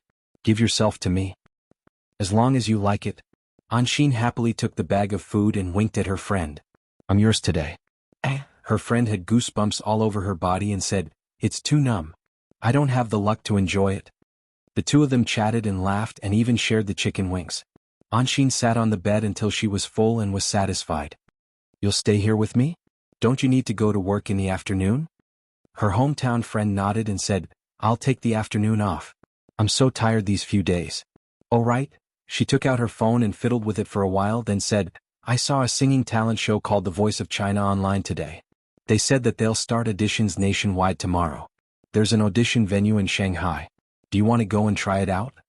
The Voice of China? Even Anshin had never heard of this name. There were so many talent shows these days and there were so many different kinds of talent shows. She shook her head subconsciously. Anshin once had the dream of becoming a star, and had participated in talent shows before. However, she did not even make it to the official competition. That was because her appearance was too ordinary and did not meet the requirements of others. In the current talent shows, apart from those with strong backgrounds, most of the contestants were handsome men and beautiful women. At the very least, they had to be talented and able to compose songs. For a singer like her who only had singing skills without any distinguishing features, unless she was extremely lucky, she would not stand a chance at all. After being rejected a few times, Anshin was disheartened and buried her dream deep in her heart. "You really don't want to go?" Her hometown friend said regretfully, "I've always thought that you're better than many other celebrities. It'll be a pity if you don't try it out. I saw on the internet that The Voice of China has invited Lu Qin and Qin Fei as judges and mentors. There are also 2 mysterious heavyweights.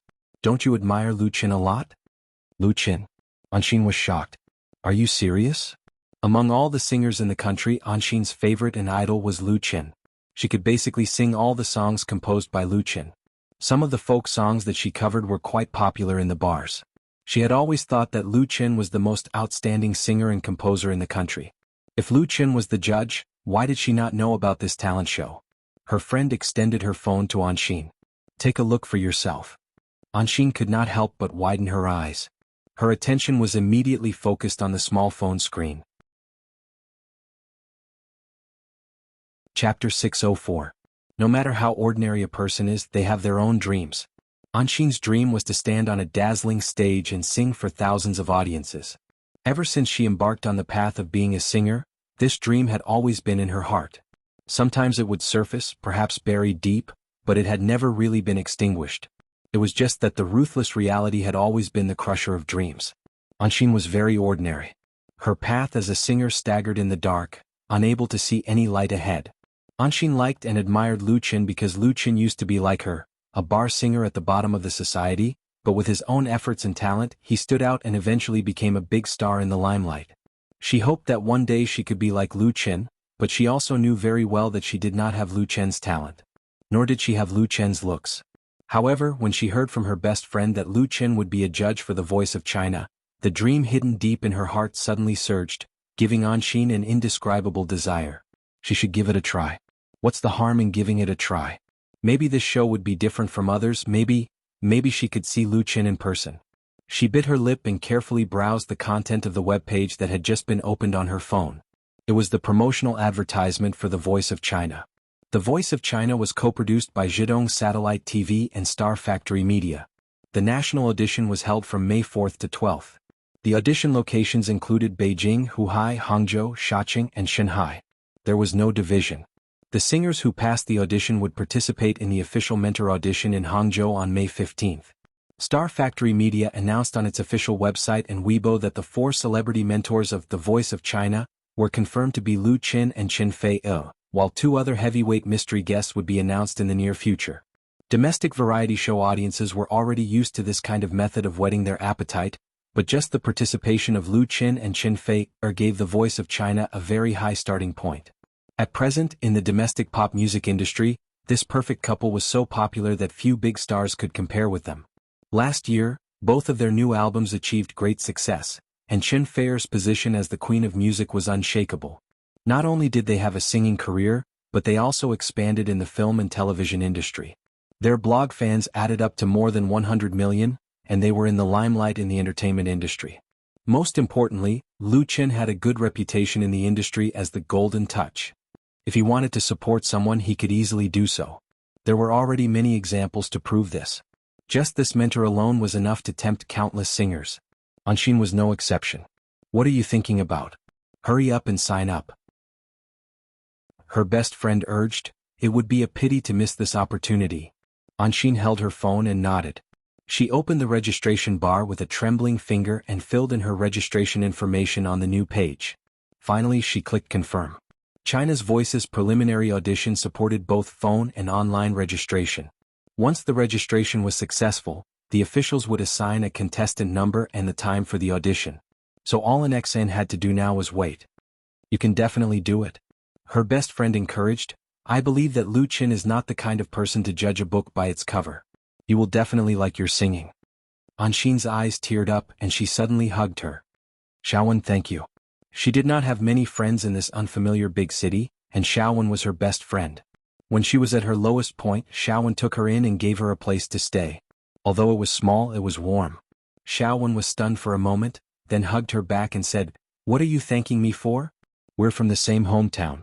I just hope that you can become famous so I can bask in your glory. How about being your assistant? As she spoke, she began to laugh. What assistant? I'll at least be your manager. Anshin laughed as well. She wiped the tears from the corner of her eyes and said, If I become famous, I'll pay for your brother's wedding and wife. Anshin and Xiaowen were from the same place, but an Xan lived in a county city, while Xiaowen lived in a village. Xiaowen was also the eldest in the family, and had started working at a young age. According to her, she came out to earn money for her brother's wedding. With the customs of her hometown, it was impossible to get a wife without several 100,000.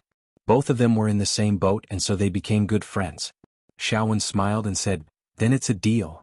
She made it sound as if an Xian was really going to become famous soon.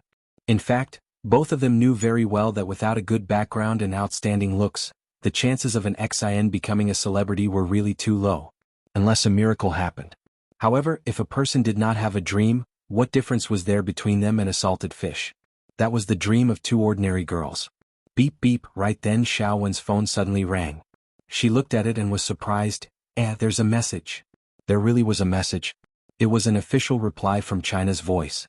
Anshin had passed the registration and received her contestant number, as well as the time and venue for the audition. Although she knew that online registration was a simple matter, such a quick and efficient reply still surprised An. She could not help but look forward to China's Voice even more. Tomorrow at 2 p.m. at Victory Stadium. An could not help but hold Xiao Wen's hand. Xiao Wen? Xiao Wen understood what she meant and thought for a moment before saying, I'll change shifts with my colleagues tomorrow and accompany you there. An was extremely grateful. Thank you. An had participated in several talent shows in the past, and she had always gone alone. Logically speaking, there was no need to trouble others this time, but she did not know why, but she felt very nervous. Perhaps her fate would change because of this. Xiao Wen rolled her eyes at her. What are you thanking me for? I'm your manager. Both of them laughed, and An could not help but relax. The next afternoon, Xiao Wen accompanied An on the subway to Shanghai's Victory Stadium. To their surprise, the registration area was already packed with people.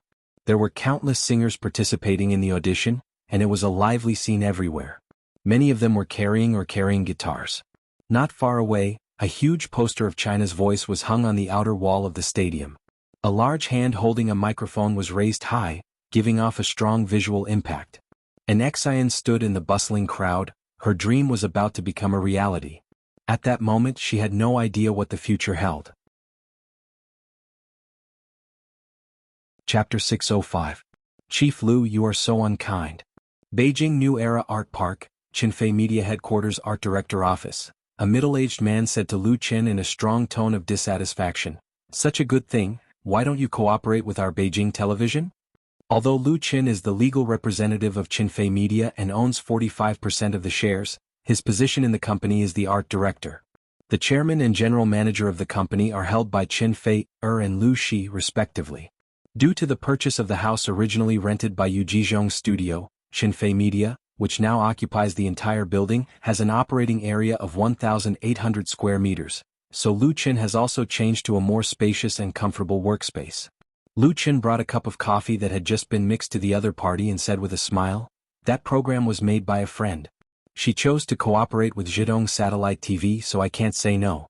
When Lu Qin moved to the new workroom, Qinfei gave him a valuable coffee machine and drink combination, with coffee beans imported from the place of origin, so that he could make a cup of coffee to relax his mood after his busy work. Tian. Of course, the person who can make Lu Qin mix coffee by himself will not be an ordinary person. The guest who complained to him was Qin Qi, the deputy director of Beijing Television. The two knew each other very early, and the relationship between them was also very good, so there was no problem in joking. Qin Qi picked up the coffee and took a sip, and his eyes suddenly lit up. Authentic.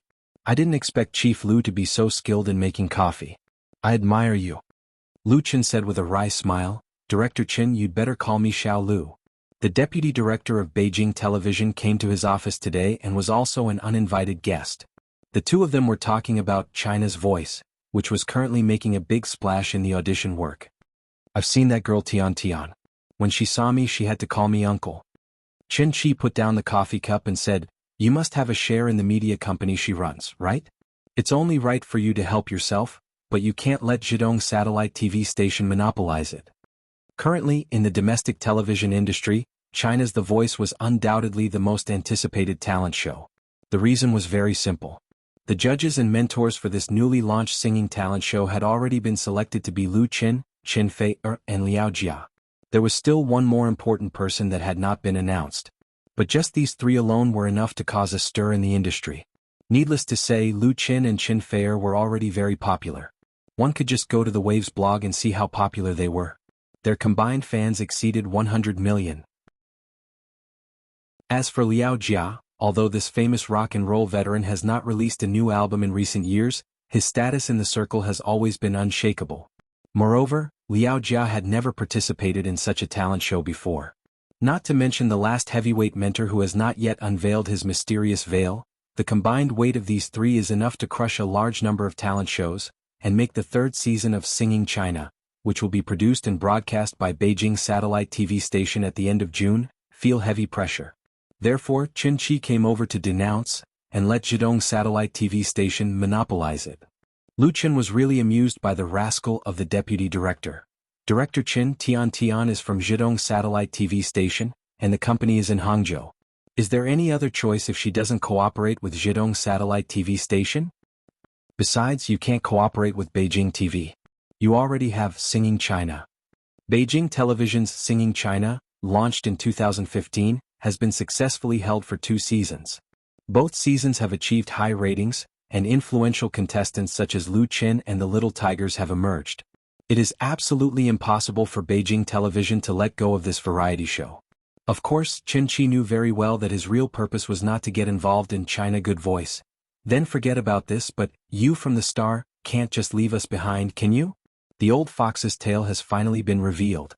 The news that Lu Qin is going to shoot the last part of the urban trilogy, You from the Star, has long been released on his blog, but because there are too many people seeking cooperation, and because he is very busy with his work, he has not finalized a partner so far. The last, Full of Romance, was distributed to Zhidong satellite TV station and Beijing television station, making the 2 companies make a lot of money. This time, of course, Beijing Television will not miss it. Relying on their proximity, they are very close to it. However, without signing a contract for one day, things will change. There are so many satellite TV stations in China, but as long as they have a little strength and ambition, who doesn't want to get the premiere rights of You from the Star? Unlike CCTV, which has a big business and doesn't have to worry about food and drink, the performance of local satellite TV stations has to rely on themselves. Lu Qin said with a smile, Director Qin, I have always been very happy to cooperate with your Beijing TV. I don't think this time will be an exception. Despite holding the memory wealth of a world, Lu Qin has never thought of monopolizing all the benefits, because he deeply understands that a person who is reluctant to share even a little benefit is doomed to failure.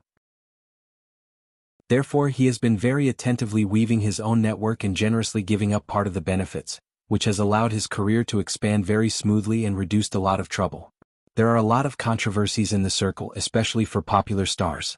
It is not known how many pairs of eyes are staring at them.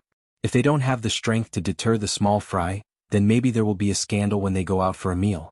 Lu Qin is developing in Beijing, and the headquarters of Qinfei Media is here. Beijing Television is also the local snake, so it is necessary to build a good relationship. In fact, even if Qin Shi did not come over, You from the Star would also premiere on Beijing TV. Of course, Beijing Television will definitely ask for more, but it can always be negotiated happily. That's good. With Lu Qin's promise, Qin Shi was finally relieved. He picked up the coffee again and tasted it happily, and couldn't help but feel very emotional in his heart. When Qin Shi first met Lu Qin was just a contestant in a talent show on Beijing Television. He was an existence that Lu Qin needed to look up to.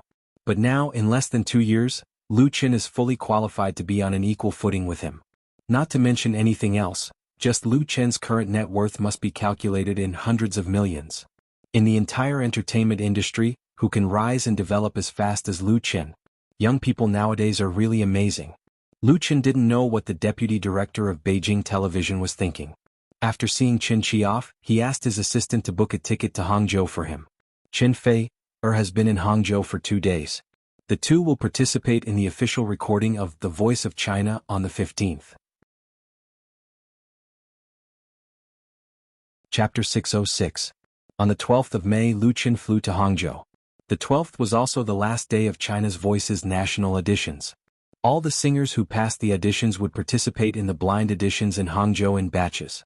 In the end, 4 teams with a total of 56 contestants would be selected to enter the elimination round.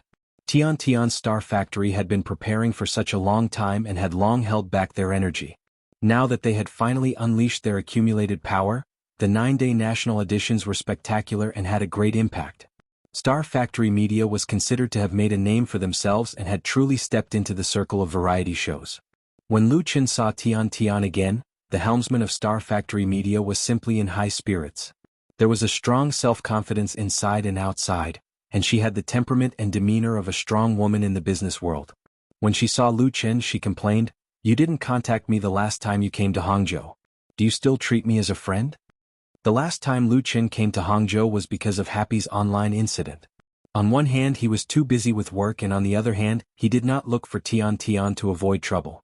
He did not expect it to become a crime. Lu Qin could only admit his mistake. Alright, I'll contact you first the next time I come to Hangzhou. That's fine, right? That's more like it. Tian Tian hugged Qin Fei's arm and said, I don't care about other places. Since you're in Hangzhou, I have the obligation to help Sister Fei, or look after you. There are so many beauties in Hangzhou. I'll make sure you don't make any mistakes. Qin Fei, pursed her lips and smiled. Then I'll leave this glorious task to you. After the joke, Tian Tian got down to business. When will Shifang come over? In a few days, China's Voice would officially start recording. 3 of the 4 mentors had already been revealed. Lu Qin and Qin Fei arrived in Hangzhou first. Liao Jia would rush over the next day, but Shifang's schedule was still undecided. The Heavenly Queen of Xiangjiang had a full schedule. Although she had already confirmed her participation in China's Voice and signed a contract with the company, Tian Tian could not rest easy without seeing her in person. Shifang could be considered the trump card of China's Voice that had yet to be revealed. This was the first time Tian Tian was involved in such a big project, so it was inevitable that she would be a little worried about the gains and losses. She was always worried that something might happen. This was one of the reasons why this trump card had not been revealed until now. Lu Qin understood. Then I'll make a call and ask. He took out his phone and dialed Shifang's private number. The call was quickly connected. After Lu Qin chatted with the other side for a while, he said, Sister Fang's flight is in the afternoon the day after tomorrow. She will arrive at the airport around 5 o'clock. That's great. Tian Tian almost jumped up and said excitedly, I'm going to pick him up. She could be considered a hardcore fan of Shifang. She had liked the Heavenly Queen of the music industry since she was in junior high school. She still had many of Shifang's albums at home. Lu Qin smiled and said, let's go together. Sister Fang is very easygoing. At night, Lu Qin and Qin Fei stayed at Tian Tian's house as usual. Tian Tian's house was very big with 4 or 5 rooms. She was also single, so if Qin Fei came to Hangzhou unless there were other arrangements he would stay at her house instead of a hotel. However, Lu Qin still felt that it was a little inconvenient. He said to Qin Fei, why don't we buy a house here? Qin Fei nodded and said, okay. Lu Qin suddenly became interested. Then we'll go look at a house in 2 days. Qin Fei smiled and said, there's no need to be so anxious, right? Lu Qin hugged her, looked up at the ceiling and said, you don't know this, but when I was studying in Hangzhou, I wanted to buy a house here. In the end, I fulfilled my wish now. What he didn't say was that he wanted to buy a house in order to have a warm home with his girlfriend.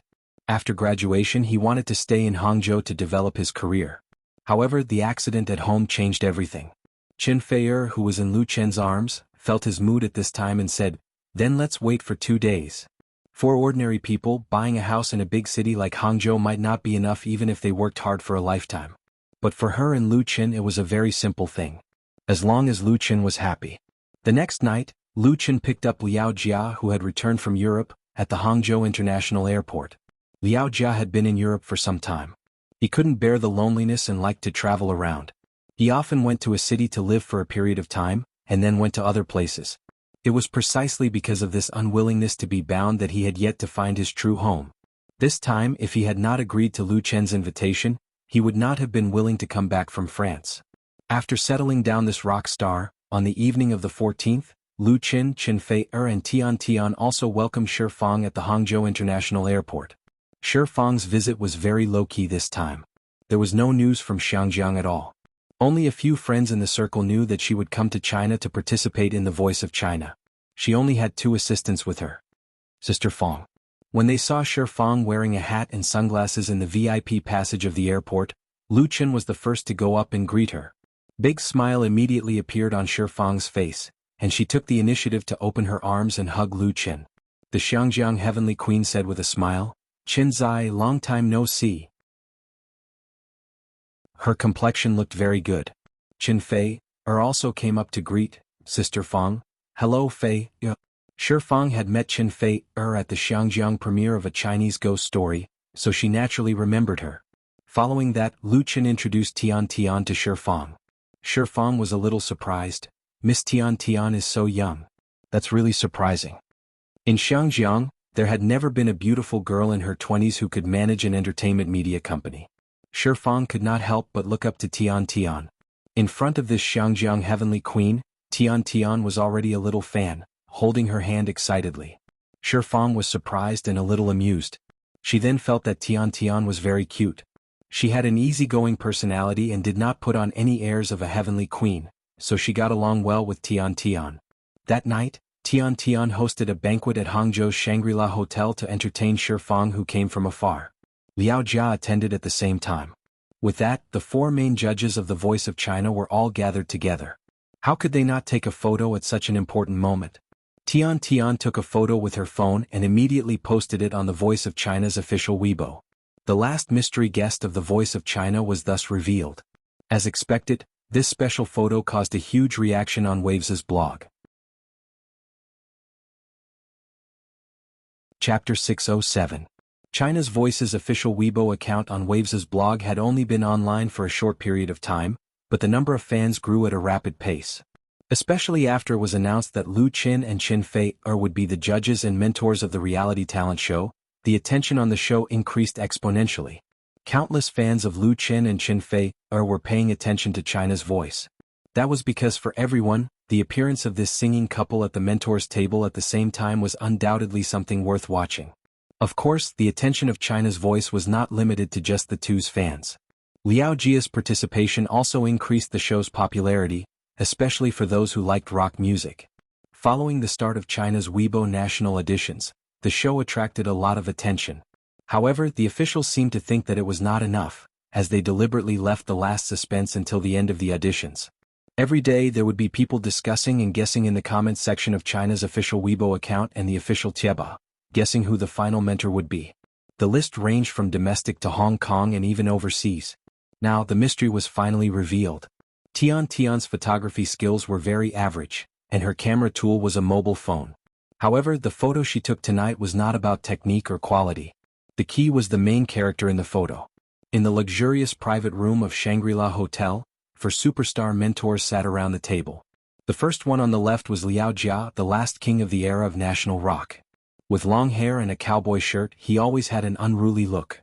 Next to Liao Jia was Lu Qin. He was tall, handsome, and young. His casual attire made him look elegant, and the faint smile on his face made him look like a friendly boy next door. On the left of Lu Qin was Qin Fei.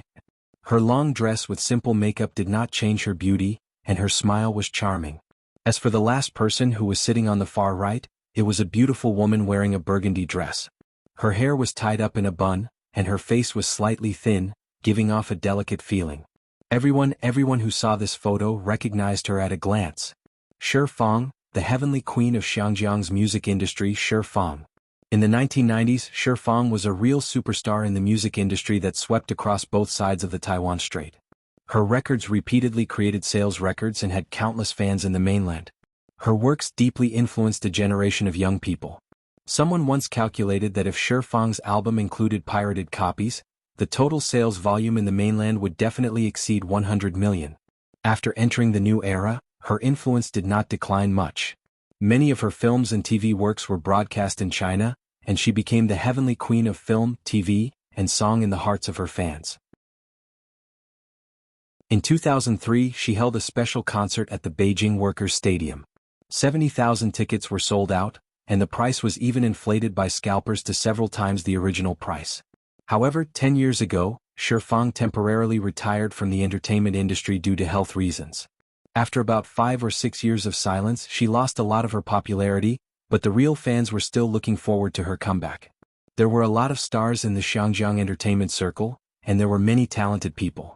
However, in terms of influence and popularity in the mainland, no man could compare to Qin Gangxing, and no woman could compare to Shi Fang. Therefore, when everyone saw Shi Fang appear in the country and chat happily with Lu Qin and the others, they were very surprised, especially those who liked Shi Fang. Oh my god, it's actually Shi Fang. Am I seeing things? I'm still in shock. When did Shi Fang make a comeback? I didn't even know about it. Shi Fang's fans were passing by.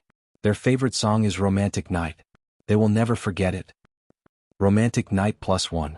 Rose Tulip is also very good. I always sing these two songs when I go to KTV. China's Voice is really amazing. They actually managed to invite Shi Fang. Seeing Sister Fang again, I feel like crying. Tell me Lu Qin, Qin Fei, Liao Jia and Shifang. What's the weight of these four combined? Super heavyweight. It was indeed a super heavyweight. There were many talent shows in the country, and there was no lack of high-end productions. However, when it came to singing reality shows, there were not many that could compare to China's Voice, which had just revealed its trump card. Lu Qin, Qin Fei, Liao Jia and Shifang. Any one of them was enough to hold the fort. Even if it was Lu Qin who had debuted the shortest and youngest, in terms of popularity and strength in the Chinese pop music industry, how many could compare to him? It would not be an exaggeration to say that such a lineup was extravagant. Tian's photo really made a killing. Within a short hour after it was posted, the number of forwards easily exceeded 100,000. Even the number of followers on the official Weibo account skyrocketed. That was because many of Shifang's fans had rushed over after hearing the news. As for the comments below, it was even more lively. The fans of the four mentors were arguing like a pot of porridge. Not only the fans but many people in the industry also joined in the fun, to ride on the popularity. Not only did they repost the photo, but they also expressed their amazement, admiration and other emotions. As a result, the keywords Shifang and China's Voice both made it to the top trending words on the homepage of Waves's blog. The happiest ones were undoubtedly the contestants who had passed the audition for China's Voice. The more famous and popular the program was, the more beneficial it was for them.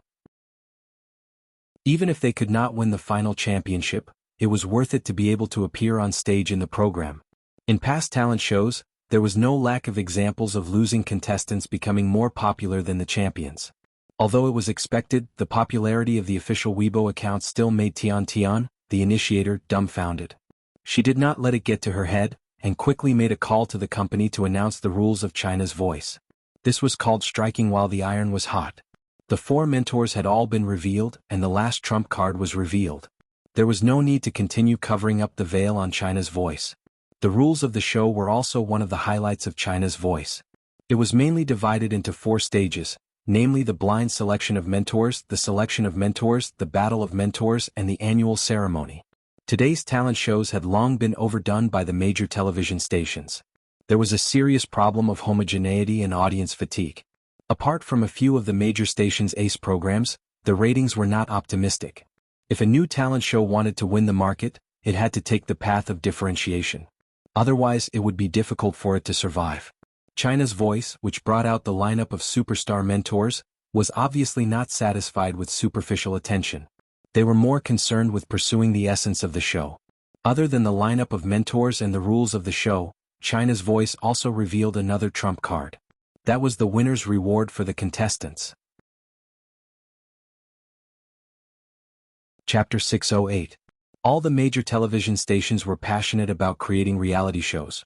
They were competing for viewership ratings and earning advertising fees. For those who participated in reality shows, it was a competition of strength and luck, earning popularity and attention. Of course, there was also the reward for the winner. There could be more than one winner, but there was usually only one champion. As for the richness of the reward, different television stations had different rules.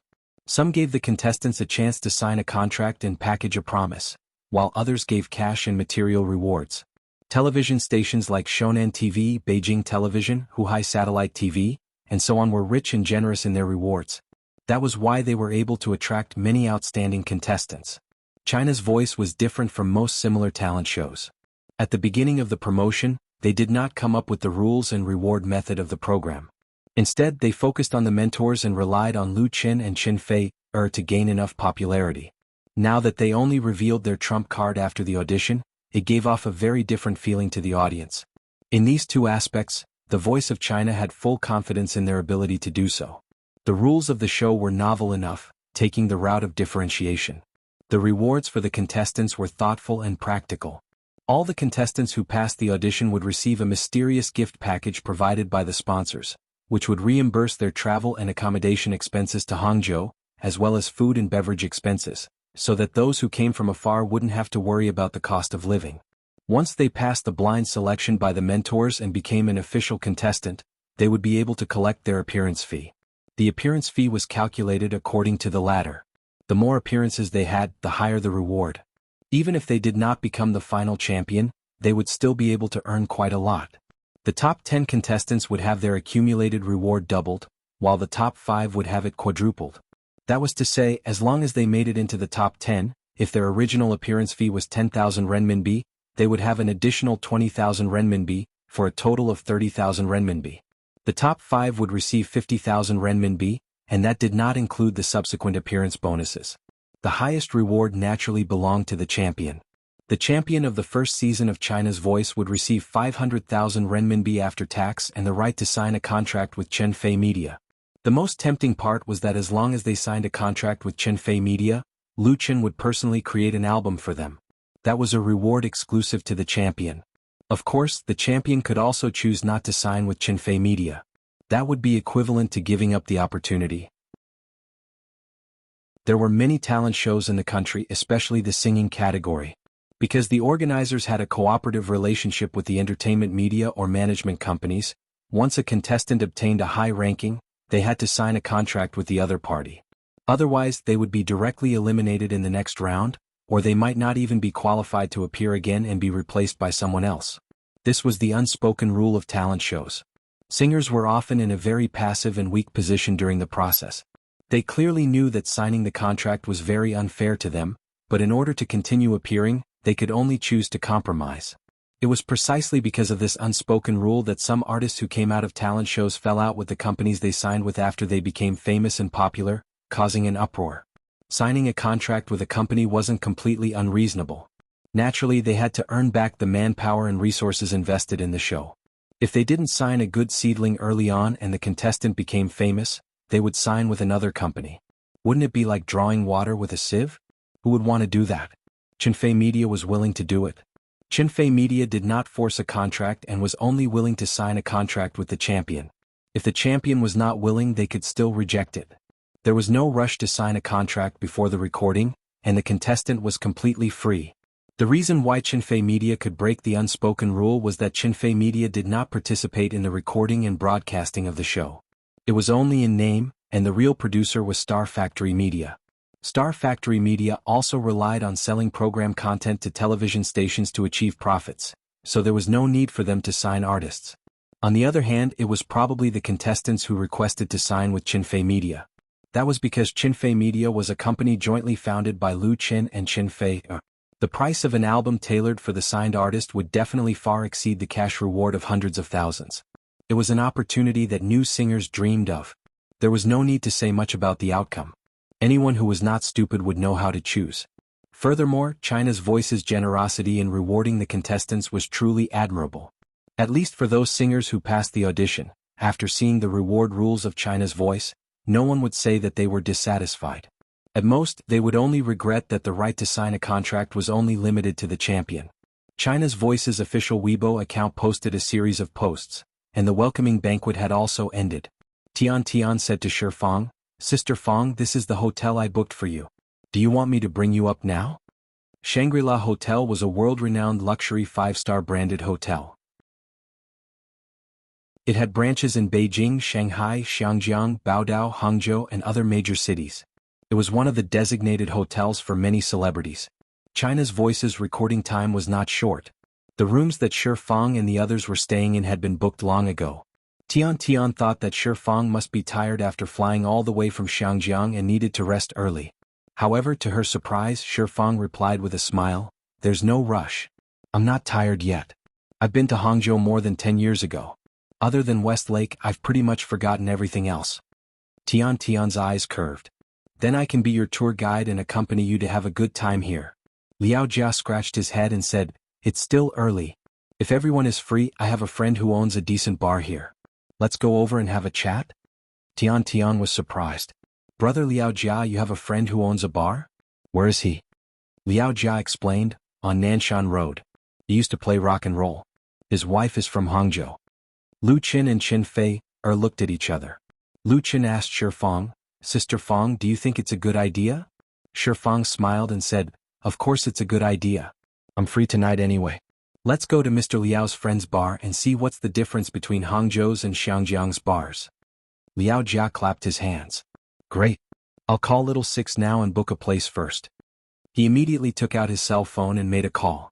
The person on the other end of the line was very excited when he received Liao Jia's call. His voice was so loud that everyone in the room could hear him clearly. When he found out that Liao Jia was going to bring a friend over, he was extremely welcoming and kept saying that he would treat them all. As for the place, it was definitely available. Even if it wasn't, it had to be available. Liao Jia ended the call in a few words, then waved his hand and said, "Let's go."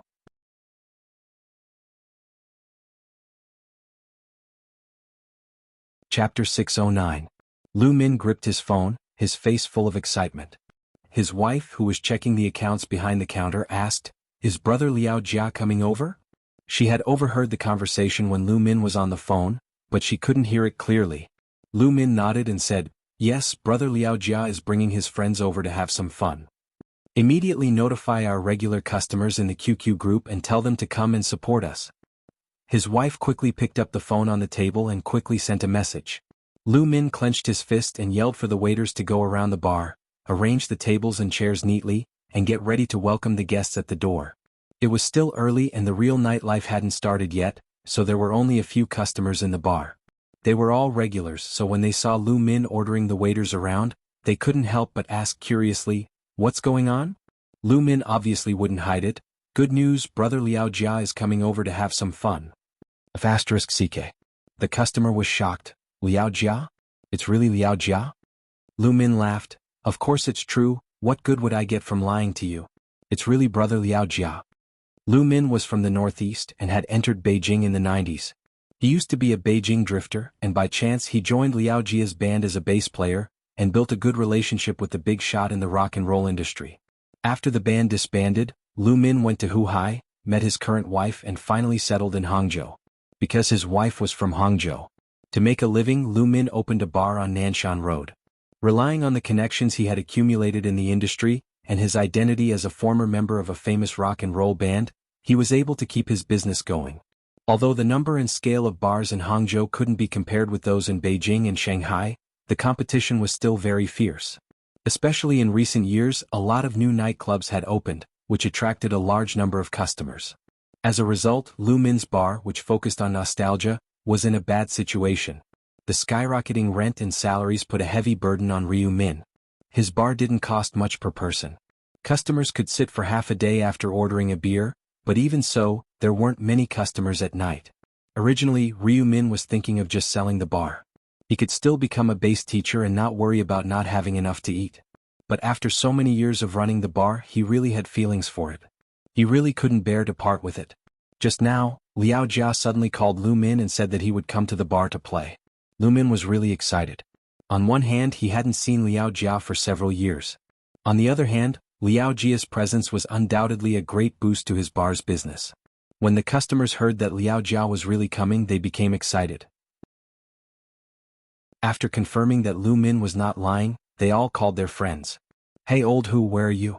Come to the Black 6 bar on Nanshan Road." "What are you doing here?" "Liao Jia is coming." "Brother Chin, I'm at the Black 6 bar. The boss just said that your favorite idol Liao Jia is coming." "Faster, faster. There's still a position. I'll make a reservation for you first." Word spread quickly. In this day and age, it was very easy to spread information. Coupled with the fact that Ryu Min's wife had sent a message to the Black 6 bar's customer group, the bar was soon flooded with customers. The originally empty bar was filled with customers in just a few minutes. Most of the Black 6 bar's customers were in their 30s or 40s. Most of them were married and had their own careers. They didn't come to the bar to pursue romantic encounters, but to listen to folk, jazz and light rock songs to relax. To them, rock star Liao Jia was undoubtedly a true idol. So, after hearing the news, anyone who could spare the time rushed to the bar as soon as possible, afraid that they would miss this opportunity. Black 6 bar had never been so crowded since its opening. The owner's wife was shocked. She pulled her husband and asked worriedly in a low voice, "Will Liao Jia really come?" If Liao Jia didn't come, then all the customers would be completely offended. No one liked to be fooled, right? In the end, the Black 6 bar would have to close its doors. Ryu Min said confidently, "Who do you think Liao Jia is? He's a man of his word. Why would he lie to me? Don't worry and wait. Hurry up and help greet the customers." Even though he said that, Ryu Min wasn't very confident. Seeing that the bar was almost full, he hurriedly ran to the door and waited with the waiter outside. Time ticked by. It was already past 9, but Ryu Min still didn't see the person he was hoping for. He couldn't help but feel anxious. Ryu Min squeezed his phone so hard that his palms were sweating. He hesitated to call Liao Jia. At that moment, two black Mercedes-Benzes drove in one after another and stopped on the sidewalk in front of the bar. The back door of the car in front opened and a rough-looking, long-haired, middle-aged man got out. Ryu Min's eyes were already fixed on the Mercedes-Benz. He was overjoyed when he saw the middle-aged man. Liao Jia. It was Liao Jia, the person he had been waiting for. Hearing the greeting, Liao Jia turned his head and smiled. Lil Six, it wasn't easy to find this place. It wasn't his first time in Hangzhou, but it was his first time at Black Six Bar. He had heard about Ryu Min from a friend some time ago, so he decided to drop by and support this friend of his. Liao Jia was a nostalgic person.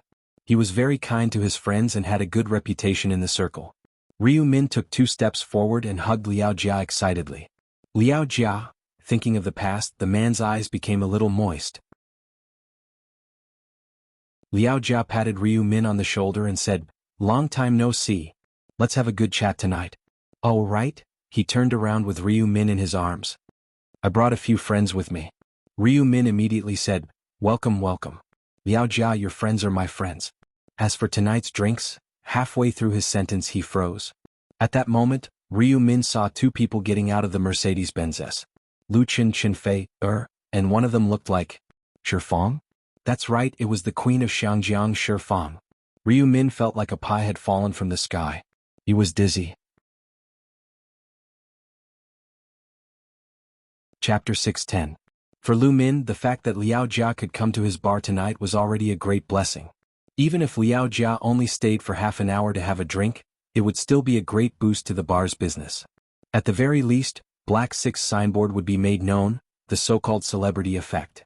However, he never expected that Liao Jia would bring such amazing friends with him. Lu Qin, the most outstanding composer in the country's pop music scene, the pioneer of campus folk songs. To put it bluntly, the number of people in his bar who liked Lu Qin was definitely more than the number of people who liked Liao Jia. Qin Fei and Shifang, the 2 heavenly queens. Such a lineup of friends was too powerful. Lu Min could imagine the commotion that night at Black Six. If he hung a photo of them on his wall, he would not have to worry about business for a long time. Liao Jia squeezed his shoulder hard and smiled. "What's wrong?" Lu Min seemed to wake up from a dream and stammered, "Liao. Brother Liao. What? Why are they?" Liao Jia smiled. "We're all friends. Have you heard of China's Voice? We're the judges and happen to be together tonight, so we came over to have some fun. Are we welcome? Are we welcome?" "They're absolutely welcome." Lu Min was startled. "Brother Liao, you're my real brother." Liao Jia laughed heartily, then introduced Lu Qin, Qin Fei and Shifang to Lu Min. Ryu Min hurriedly expressed his respect for him. If he was like that, the 2 waiters at the door were completely dumbfounded, unable to believe their eyes. Wasn't their boss a little too famous? When Liao Jia, Lu Qin, and the other 2 entered the bar, the customers' reactions were no better than the waiters. The entire place fell silent. Following that, it was unknown who started it, but warm applause rang out like a tidal wave. Everyone used this method to express their sincere welcome to the few heavenly queens who had come. Liao Jia, Lu Qin, Qin Fei, Shifang. The names of the 4 people were called one after another. Many customers who had just woken up from a dream took out their phones to take photos and videos, and immediately uploaded them to their blogs or personal spaces. Lu Min wasn't stupid. He quickly pulled the waiter over and ordered, "Close the shop and don't let anyone in." If the door wasn't sealed, the people running in would probably crush Black Six. Under Ryu Min's guidance, the 4 of them sat down at their reserved seats. At this time, a singer was playing and singing on the stage in the middle of the bar. When he saw Lu Qin and the others, he was so excited that he sang off-key and his face turned red. 2 waiters immediately served the drinks and snacks to them. After Shifang sat down, she elegantly looked around and smiled. "The environment here is pretty good." Black Six decorations were unique, and the atmosphere was good. In fact, it was more romantic when there were fewer people, so it kept a group of old customers. Otherwise it would have closed long ago. At night, there were too many people and there were no empty seats. If Ryu Min hadn't arranged for a few waiters to work as security, and if Black Six customers weren't mature and rational, a group of people would have surrounded Lu Qin and the others to ask for autographs and photos. Even so, they were still the center of attention and a lot of photos were posted online. After tonight, countless people would know the name of Black Six. At least Ryu Min's bar would be famous in Hangzhou, and they wouldn't have to worry about business anymore. Liao Jia opened a bottle of black beer and took a sip. He smiled. I'm not afraid of being laughed at, but it's my first time here too. Liao Jia used to be a member of my band. His name is Ryu Min. His bass skills are at least in the top 10 in the country. Ryu Min, who was sitting beside him, was extremely embarrassed. I can't do it anymore. I might not even be in the top 1,000. Ryu Min's bass skills were well known in the circle, otherwise he wouldn't have been qualified to be a member of Liao Jia's band. But after opening the bar, he had less and less time to practice. At most, he could only perform on stage by himself, so his level naturally dropped a lot. Liao Jia was loyal to his friends. When the band broke up, he didn't mistreat them. Later, when the band was reorganized, he invited Ryu Min again, but Ryu Min had chosen to stay in Hangzhou. Speaking of the past, Ryu Min naturally had a different feeling in his heart, but he didn't regret it. Liao Jia understood. It's all for a living. After finishing a bottle of black beer, Liao Jia seemed to have opened the source of his memories and told the customers about his rock days. When it came to rock, Lu Qin could talk about it because he had learned about this period of history. Qin Fei was no stranger either. When she debuted, it was the last days of rock. Interestingly, Shifang was also quite familiar with rock, and she had a good relationship with several older rock singers in Xiangjiang, such as Lin Guoqing and Zhang Jiadong. In 1992, I saw the concert of the Black Ravens at the Kowloon Stadium, and I still haven't forgotten it. The Black Ravens was a national rock band active in the late 1980s and early 1990s. They had a total of 3 albums with a total sales of more than 20 million, and were regarded as the mainstay of the national rock. In September 1993, Gao Yi, the lead singer and soul of the Black Ravens, accidentally fell off the stage during a concert rehearsal, resulting in a serious skull injury, and eventually died in Chaoyang People's Hospital at the age of 32. Gao Yi's unexpected death was undoubtedly a heavy blow to the national rock. The Black Ravens, which had always been a leading role, never recovered and disbanded 2 years later, leaving endless sorrow to the fans of the national rock. In 1992, the Black Ravens concert in Jiulong, Xiangjiang, was also their last concert, which caused a great sensation in Xiangjiang at that time. And Gao Yi was Liao Jia's guide on the road of rock and roll, his eternal spiritual mentor. Liao Jia said with a wry smile, "If Brother Gao were still alive, he would definitely scold me. What the hell am I singing now?" The national rock declined at the end of the 1990s. Although it did not completely disappear, it was replaced by light rock and roll. Liao Jia was regarded as the last glory of the national rock, but he still couldn't resist the tide and changed his singing style. In fact, some people said that Gao Yi's death in 1993 was not a bad thing for him, because he didn't have to painfully see the decline of the national rock. This topic was very heavy. Lu Qin said, "I believe that rock and roll will never die and the era of rock and roll will come." Liao Jia said with flagging interest, "Maybe." Lu Min quickly said, "Brother Liao, shall we go up together and cooperate again?" With several gods present, the resident singers of the Black Six did not dare to go on stage and make a fool of themselves. Liao Jia put the empty bottle on the table heavily and said, "Okay." He pointed to Lu Qin and said, "You too." Chapter 6:11. Were they going to play for real? Seeing Liao Jia, Lu Qin, and Lu Min on stage, the customers in the bar couldn't help but get excited. Everyone sat there eagerly. Other than being able to see their idols, they also wanted to hear the live performance. It would definitely be a memory that would last for a lifetime. It was just that Liao Jia, Lu Qin, and the others had been drinking and chatting all this time, and they hadn't seen any movement for a long time. It was inevitable that they would be disappointed and look forward to it. Now they had finally waited until the clouds dispersed to see the moon. Someone took the lead to clap and whistle. Soon after, there was a round of applause and some even shouted Liao Jia's name. "Thank you." Liao Jia had always been a forthright person. Since he was here to support his younger brother, he wouldn't be shy. He directly borrowed a guitar and said into the microphone, "I'm very happy to come to Black Six with my friends tonight.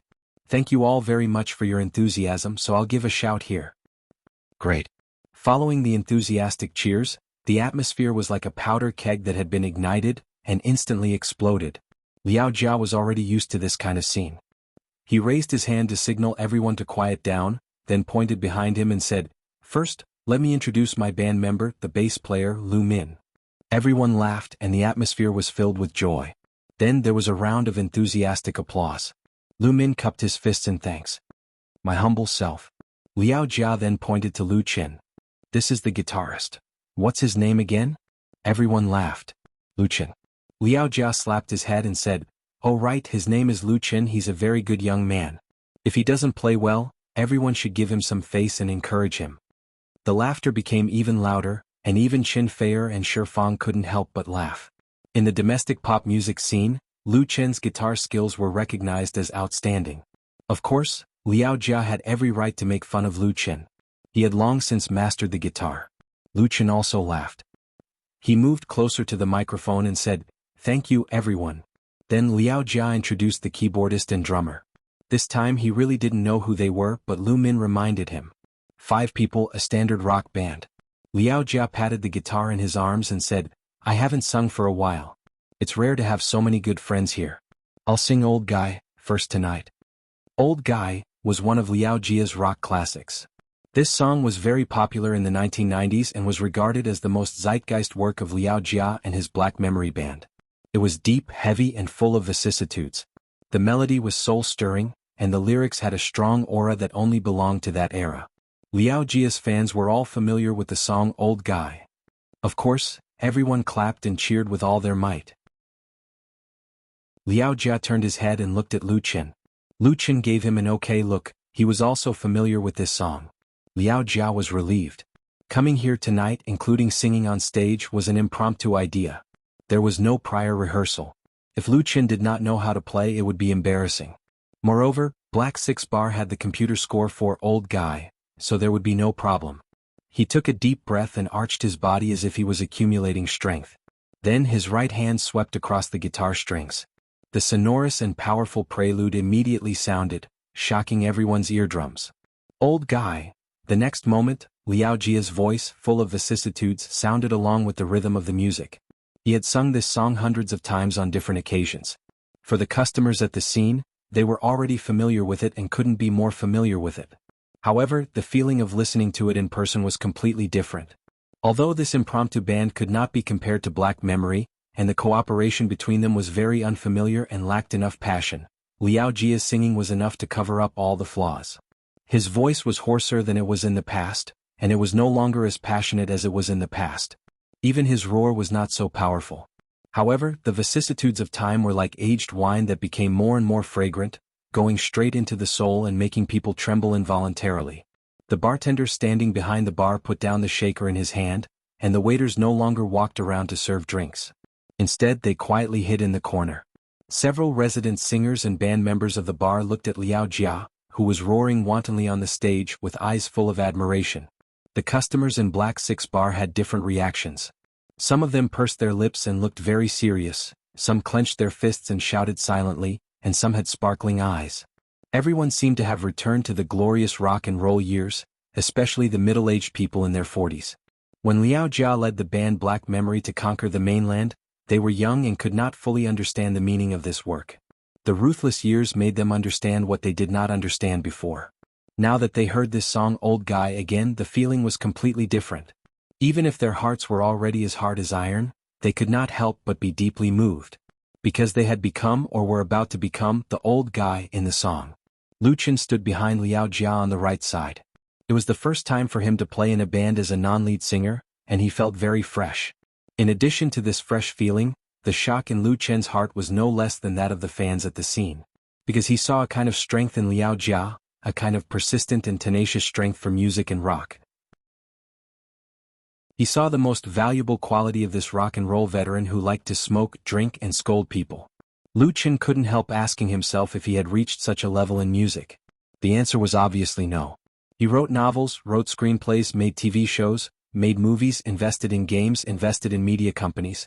His career was getting bigger and bigger and he was making more and more money, but it seemed that he was getting farther and farther away from his original music dream. Lu Qin could not help but fall into deep thought. He did not doubt whether he was going the right way, but was he going too fast and in such a hurry that he missed the scenery along the way? Until Liao Jia finished singing the last line of the lyrics, "Goodbye, you old guys forever." The audience was silent. After a moment, applause, cheers and whistles filled the bar in an instant, like a summer storm, even breaking through the walls and windows and spreading to the streets outside. A large circle of people had gathered outside Black 6 Bar. They were all fans who had rushed over after getting the news, but were blocked outside by the waiters. Although the bar had already put up a sign at the door, not many people were willing to leave. They heard the cheers and applause and the crowd was in a commotion. Chapter 6:12. After singing Old Guy, Liao Jia, the old guy, had beads of sweat on his forehead. Although he said it was for fun, he was still very focused and serious when it came to singing.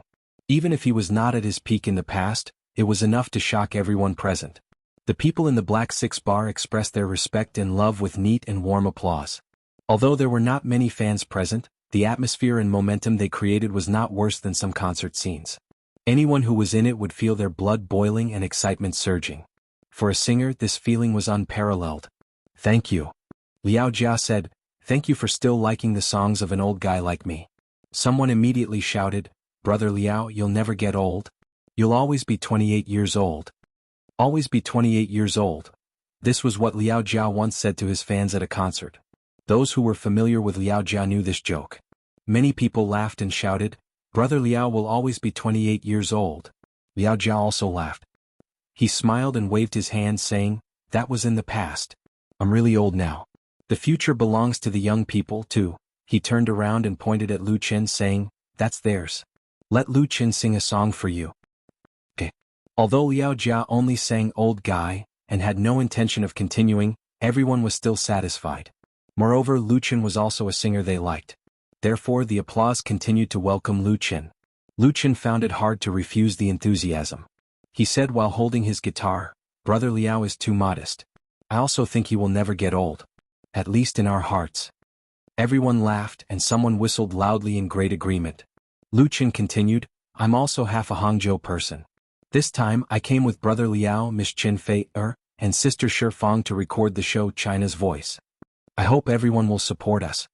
The laughter in the bar became even louder. No one expected Lu Chen to advertise his show here. A few fans shouted, "We'll definitely support you." "Thank you," Lu Chen smiled and said, "Then I will sing a song for everyone. I wrote this song before but I have never sung it. I hope everyone will like it." Lu Chen was going to sing a new song. Everyone suddenly became excited. Everyone felt that tonight was too perfect. They were really too lucky. Today was actually a very ordinary day, but they were lucky enough to meet their idol here. First, they heard Liao Jia sing Old Man live, and then they would be able to enjoy the new song composed by Lu Chen. People would die of envy if they said it out loud. Many people took out their mobile phones and showed off in blogs, Tieba or QQ groups. He had never had such an opportunity before, and there might not be another one in the future. If he didn't show off now, when would he? Even Qin Fei pointed his phone camera at Lu Chen. However, she was not only recording but she also opened the Whale TV app on her mobile phone, logged into the account of Lu Chen's Anchor Studio, and opened a live broadcast for him. Lu Chen signed a sky-high endorsement contract with Whale TV. Of course, he had the obligation to work after taking other people's money. There were also requirements for live broadcast time, so he couldn't be too casual. So usually, if Lu Chen had any important activities, the original studio would arrange for a live broadcast, which brought a lot of popularity and fan resources to Whale TV, and fulfilled his contract. This kind of formal live broadcast usually had advance notice, and sometimes, Lu Chen would suddenly open a live broadcast to give his fans a big surprise. All along, Lu Chen has been very sincere in managing his fans, so he has never abandoned the fans he first met in Whale TV, nor has he abandoned the Whale TV that gave him strong support. It's just that most of the time, Lu Chen couldn't do it himself. He had to borrow the hands of others. For example, the current Qin Fei. Qin Fei installed the Whale TV app on her mobile phone. She did not open a live broadcast in it, just to help Lu Chen complete the contracted time when it was inconvenient for him. Wasn't this an excellent opportunity? Of course, she also felt that it was quite interesting and fun. On the Whale TV side, Lu Chen's Anchor Studio logged into the live broadcast, and his online fans all received the system notification, so they ran over immediately. Wow! What day is it today? Big Lu Chen started a live broadcast? I just saw on the blog that my Fei, Liao Jia and Shi Fang were eating together. What happened? Could it be that China's Voice? Throwing flowers to celebrate. I haven't seen my Chin on Whale TV for a long time. Damn, I just came up and I saw a bunch of aircraft carriers. It's going to explode again. Hey, which bar is this? I saw Lu Chen. I'm curious who's taking pictures with their mobile phones. I'm curious too. All kinds of bullet screens and GIFs flew up, filling the interface of the anchor studio. The number of viewers in the room skyrocketed, worthy of Lu Chen's title as the #1 celebrity anchor of Whale TV. Chen Feier, who was holding the camera, saw the bullet screen messages on the screen. She pursed her lips and smiled, reached out to open the anchor window, and used the front camera to take a picture of herself at the same time, appearing in the anchor studio. The anchor studio suddenly exploded, and the fans were excited. It's actually my Fei. Chen Feier. Chen Feier. Chen Feier. Chen Feier. Chen Feier. As I expected, it's my Chen and my Fei. That's great. Don't say anything else, let's throw the fish balls. My Feier will always be so beautiful. If the most popular person in Lu Chen's anchor studio is Lu Chen, then the second is Chen Feier. It's just that Chen Feier doesn't have much time to appear on screen, not to mention that she personally acts as an anchor for Lu Chen. But as long as she doesn't say a word or interact with the fans, everyone is still extremely satisfied. Then at this time Shi Fong, who was sitting next to her, came over and curiously wanted to see the effect of Chen Feier's selfie. As a result, she also appeared in the selfie. This time the fans directly exploded.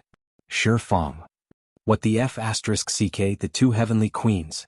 The live broadcast tonight is going to set a record, so lucky. It's really Shi Fong, I'm your fan. I feel like crying. In just a few minutes, the online fans in the live broadcast room have exceeded 200,000, but everyone's attention was completely attracted by the two heavenly queens, ignoring Lu Chen, who was preparing to sing on the stage. Chapter 6:13. The lights in the bar dimmed, and the light from a spotlight fell on Lu Chen. Lu Chen sat on a high stool. He put one foot on the stool and held the guitar casually. Gently plucking the strings, Lu Chen had a feeling of going back to the past, back to the time when he was a resident singer in Forget Grass Bar. But now he is not the original him. Time is too fast and too many people and things have changed.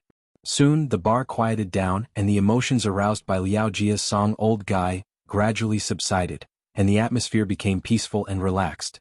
Lu Chen reached out and adjusted the position of the microphone, and then said, "The name of this song is The Story of Time." His eyes looked ahead as if staring at the endless void, and there was a trace of memory in his calm eyes. The flowers in spring bloom, the wind in autumn, and the setting sun in winter, melancholy youth, I used to think so ignorantly.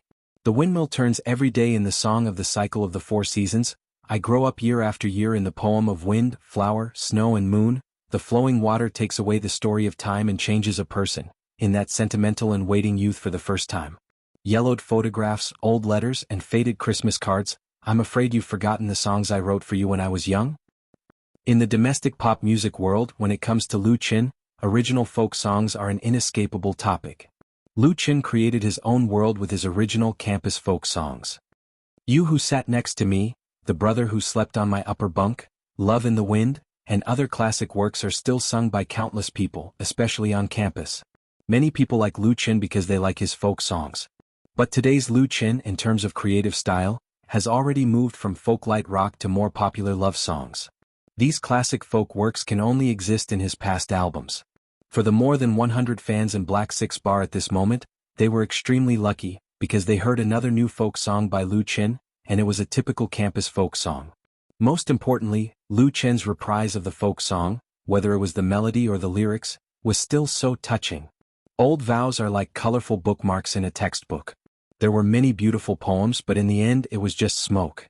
The story of flowing water carrying away time changed 2 people. In that sentimental and first tearful youth. The long journey, the dream of yesterday and the faraway laughter. How many journeys did it take for us to meet again?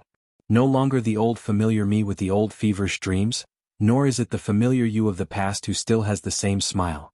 The water which carries away the time changes us. In those sentimental memories of youth. Who didn't have a past? Who doesn't have youth? Who doesn't have a past worth remembering? Looking back on the past, who doesn't have regrets in life? This song, The Story of Time, which was played and sung by Lu Chen, easily evoked the memories buried in people's hearts. Youth is fleeting, time is fleeting, the flowing water takes away the story of time, and also takes away the sentimental youth. The listeners in Black 6 Bar were basically in their 30s or 40s. Most of them had already got married and started a career. Many of them worked hard in this city and understood the ruthlessness of time and the vicissitudes of life. This song, the story of time, mercilessly touched the softest part of their hearts. The layers of camouflaged heart shields were so easily penetrated by Lu Chen's affectionate singing, and were unexpectedly exposed. One of the women, who was obviously an elite in the workplace, had a sparkling light in her eyes. She bit her lips tightly and no one knew what she was recalling. Her expression changed, sometimes sweet and sometimes painful. Lu Chen's singing and the scene were also presented in the anchor room through Chen Fei's mobile phone. The messy barrage quickly disappeared and even the tips disappeared. It became unprecedentedly quiet. At this time in Lu Chen's anchor room of Whale TV, the online audience has exceeded the 1 million mark. Although Chen Fei still held her mobile phone dutifully, her mind was not on it at all.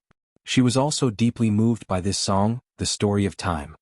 She stared at Lu Chen intently, and her eyes flashed with tenderness. Time is ruthless and her youth is also passing away.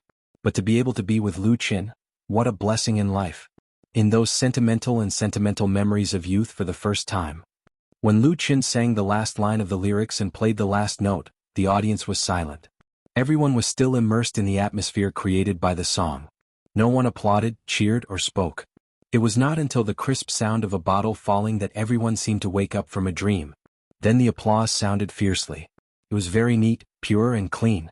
Everyone could only express their love for the story of time in this way, as well as their admiration for Lu Chen. At the same time, they thanked him for creating a new folk song that could become a classic. Chen Fei temporarily turned off the live broadcast. She put her mobile phone on the table and applauded with everyone. But she suddenly felt something strange. She turned her head and saw that Shifang, who was sitting next to her, had tears in her eyes. Chen Fei couldn't help but be shocked. She quickly held Shifang's hand and said, "Sister Shifang?" Shifang embarrassedly raised her hand to wipe her tears. She said with a smile, "I'm sorry. I remembered something from the past. Lu Chen's song is so well written. Who doesn't have a past?"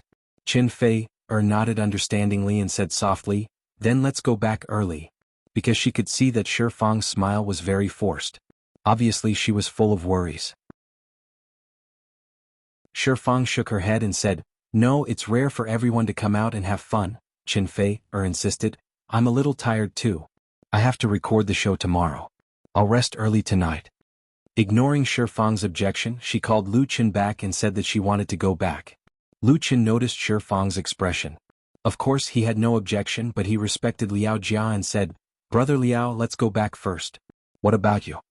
Liao Jia smiled and said, "I've had a good time tonight. Let's go."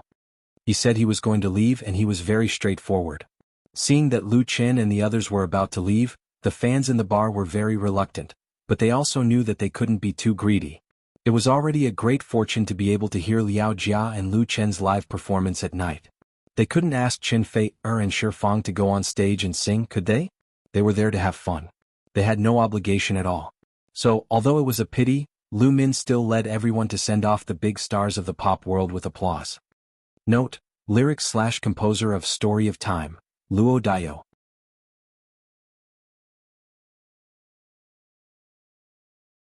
Chapter 6:14. Lu Chen had just come out of the Black Six bar when he was shocked by the scene outside. He did not know when, but the bar was surrounded by countless people, blocking the entire street. Anxious car horns could be heard from afar, and many police officers were trying to maintain order. When they saw Lu Chen and the others, there was a commotion in the crowd and many people started shouting, "Lu Chen! Chen Fei! Shifang!" These people were all fans who had rushed over after receiving the news. They could not enter the bar, so they waited outside. Among them were many teenage girls, holding fluorescent placards in their hands. Now that they had finally seen their idol, the fans could not hold themselves back anymore, and they all rushed over. These passionate fans wanted to get close to their idol, to get an autograph, to take a picture, or even to shake hands. Everyone had the same thought, and the scene became even more chaotic. If it was not for the bar staff and auxiliary police forming a human wall in time to stop the crowd, Lu Chen and the others would have been drowned by the crowd. Seeing this situation, Lu Min, who was escorting them out, was so scared that he started sweating. If anything happened, he would be the one to blame. What was supposed to be a good thing was going to become a bad thing. "Go back, let's go back first." Whether it was Qin Fei or Shi Fang, they were both people who had experienced great storms and waves. They had seen all kinds of fans, so they calmly retreated to the bar immediately so as not to cause more trouble. Lu Qin followed them back. Lu Min wiped his cold sweat and said, "Let's go through the back door, there's a small path out." Lu Qin. A girl's cry came from outside the door and it was very loud. Lu Qin could not bear to hear it. If he was alone he would have no problem meeting his fans, signing autographs, taking pictures and so on. However, he had Qin Fei and Shi Fang with him, so he could not act willfully. Ignoring her was the right choice. He silently apologized to the fan in his heart, then took out his phone to inform his assistant to drive to the nearest back door of the bar to pick her up. With Ryu Min's cover, they were able to return to the hotel without any mishaps. From that night onwards, Lu Qin and Qin Fei would no longer be staying at Tian's house, and officially moved to the Shangri-La Hotel. That was because the 5-star hotel was the sponsor of The Voice of China. Not only did they sponsor the show, they also hosted the 4 superstar coaches for free. The 4 of them each had a luxury suite on the 58th floor. The hotel specially strengthened security and designated a special VIP area. Normal people could not enter, including paparazzi. Although Lu Qin and Qin each had their own rooms, they were definitely staying together. However, Qin Fei did not return to her room immediately, but went to Shi Fang. Lu Qin, on the other hand, turned on the computer in his study and logged into his blog. He posted a new post on his blog. He represented Qin Fei Shi Fang and Liao Jia to apologize to the fans waiting outside Black 6 Bar that night for not being able to sign autographs and take pictures with them. He sincerely asked for everyone's understanding, and also asked for everyone's support for the first season of China's Voice that would be broadcast on Friday, the 19th. Lu Qin's Waves blog followers had long exceeded 50 million. Furthermore, it was the weekend, so the moment his post was posted, it immediately attracted a large number of fans' attention and replies. The fans naturally expressed their understanding. Although there were many people outside the bar, to Lu Qin's fan base, it was not an exaggeration to say that they were just a drop in the ocean. Everyone said that they were looking forward to the broadcast of China's Voice. There were even fans who expressed their love for Lu Qin's new song, Story of Time, and hoped that Lu Qin would release a single. It was only then that Lu Qin found out that the video of him singing Story of Time at Black 6 Bar had already been posted online. It had already been forwarded and spread on various blogs, and the song had also made his fans very excited. This song is too good. It's a pity that it was recorded on a phone, so the quality isn't that good. I've listened to it more than 10 times and I still can't get tired of it. It's true. I even cried listening to it. I still like the ballads that I wrote in the morning. It's very touching. It reminds me of my youth. Lu Qin happily browsed through the comments. For a singer, the sense of accomplishment that his work could be sincerely liked by his fans was not something that could be compared to how much money he earned. At that moment, Qin Fei returned. She came to Lu Qin's side and looked around curiously. "What are you laughing at?" Lu Qin carried her to sit on his lap and said with a smile, "It's nothing. Is Sister Fang all right?" Previously at Black 6 Bar, he had noticed that Shi Fang's mood was a little off after singing the song. Qin Fei shook her head and said, "It's nothing. She was just thinking about the past and might be a little unhappy. I didn't ask much and just chatted with her for a while. It's nothing now." Lu Qin nodded. He had heard that Shi Fang had a rough life when he was in Xiangjiang. In fact, there were many celebrities who seemed to be very famous on the surface, but they all had some unbearable past. It was a very private matter, so it was right for Qin Fei not to get to the bottom of it. Qin Fei leaned into his arms and said softly, "The song you sang tonight was very well written. I was very touched after listening to it. The blooming of flowers in spring, the wind in autumn, and the setting sun in winter." She softly hummed The Story of Time. Although she had only heard it once, there were not many mistakes in the melody and lyrics, showing that she had a good memory and sense of music. Qin Fei's singing style was different from Lu Qin's. It was not as heavy and sad but more of a warm memory. It was like a spring breeze blowing through the fields, making people feel intoxicated. Lu Qin also liked it. "Then I'll give you this song to sing." Qin Fei pursed her lips and smiled. "I'll just sing a cover, but I think Sister Shi Fang will appreciate it." Lu Qin nodded. This time, Shi Fang agreed to come to Hangzhou to be a mentor for the Voice of China. Other than giving face to Lu Gangxing, she was also giving him big face. It should be known that this Xiangjiang Heavenly Queen rarely appeared on variety shows and did not even like to appear on TV. So of course Lu Qin had to repay her. If Shifeng really liked this song and wanted to sing it, then he was very willing to let her do it. Let's not talk about this anymore.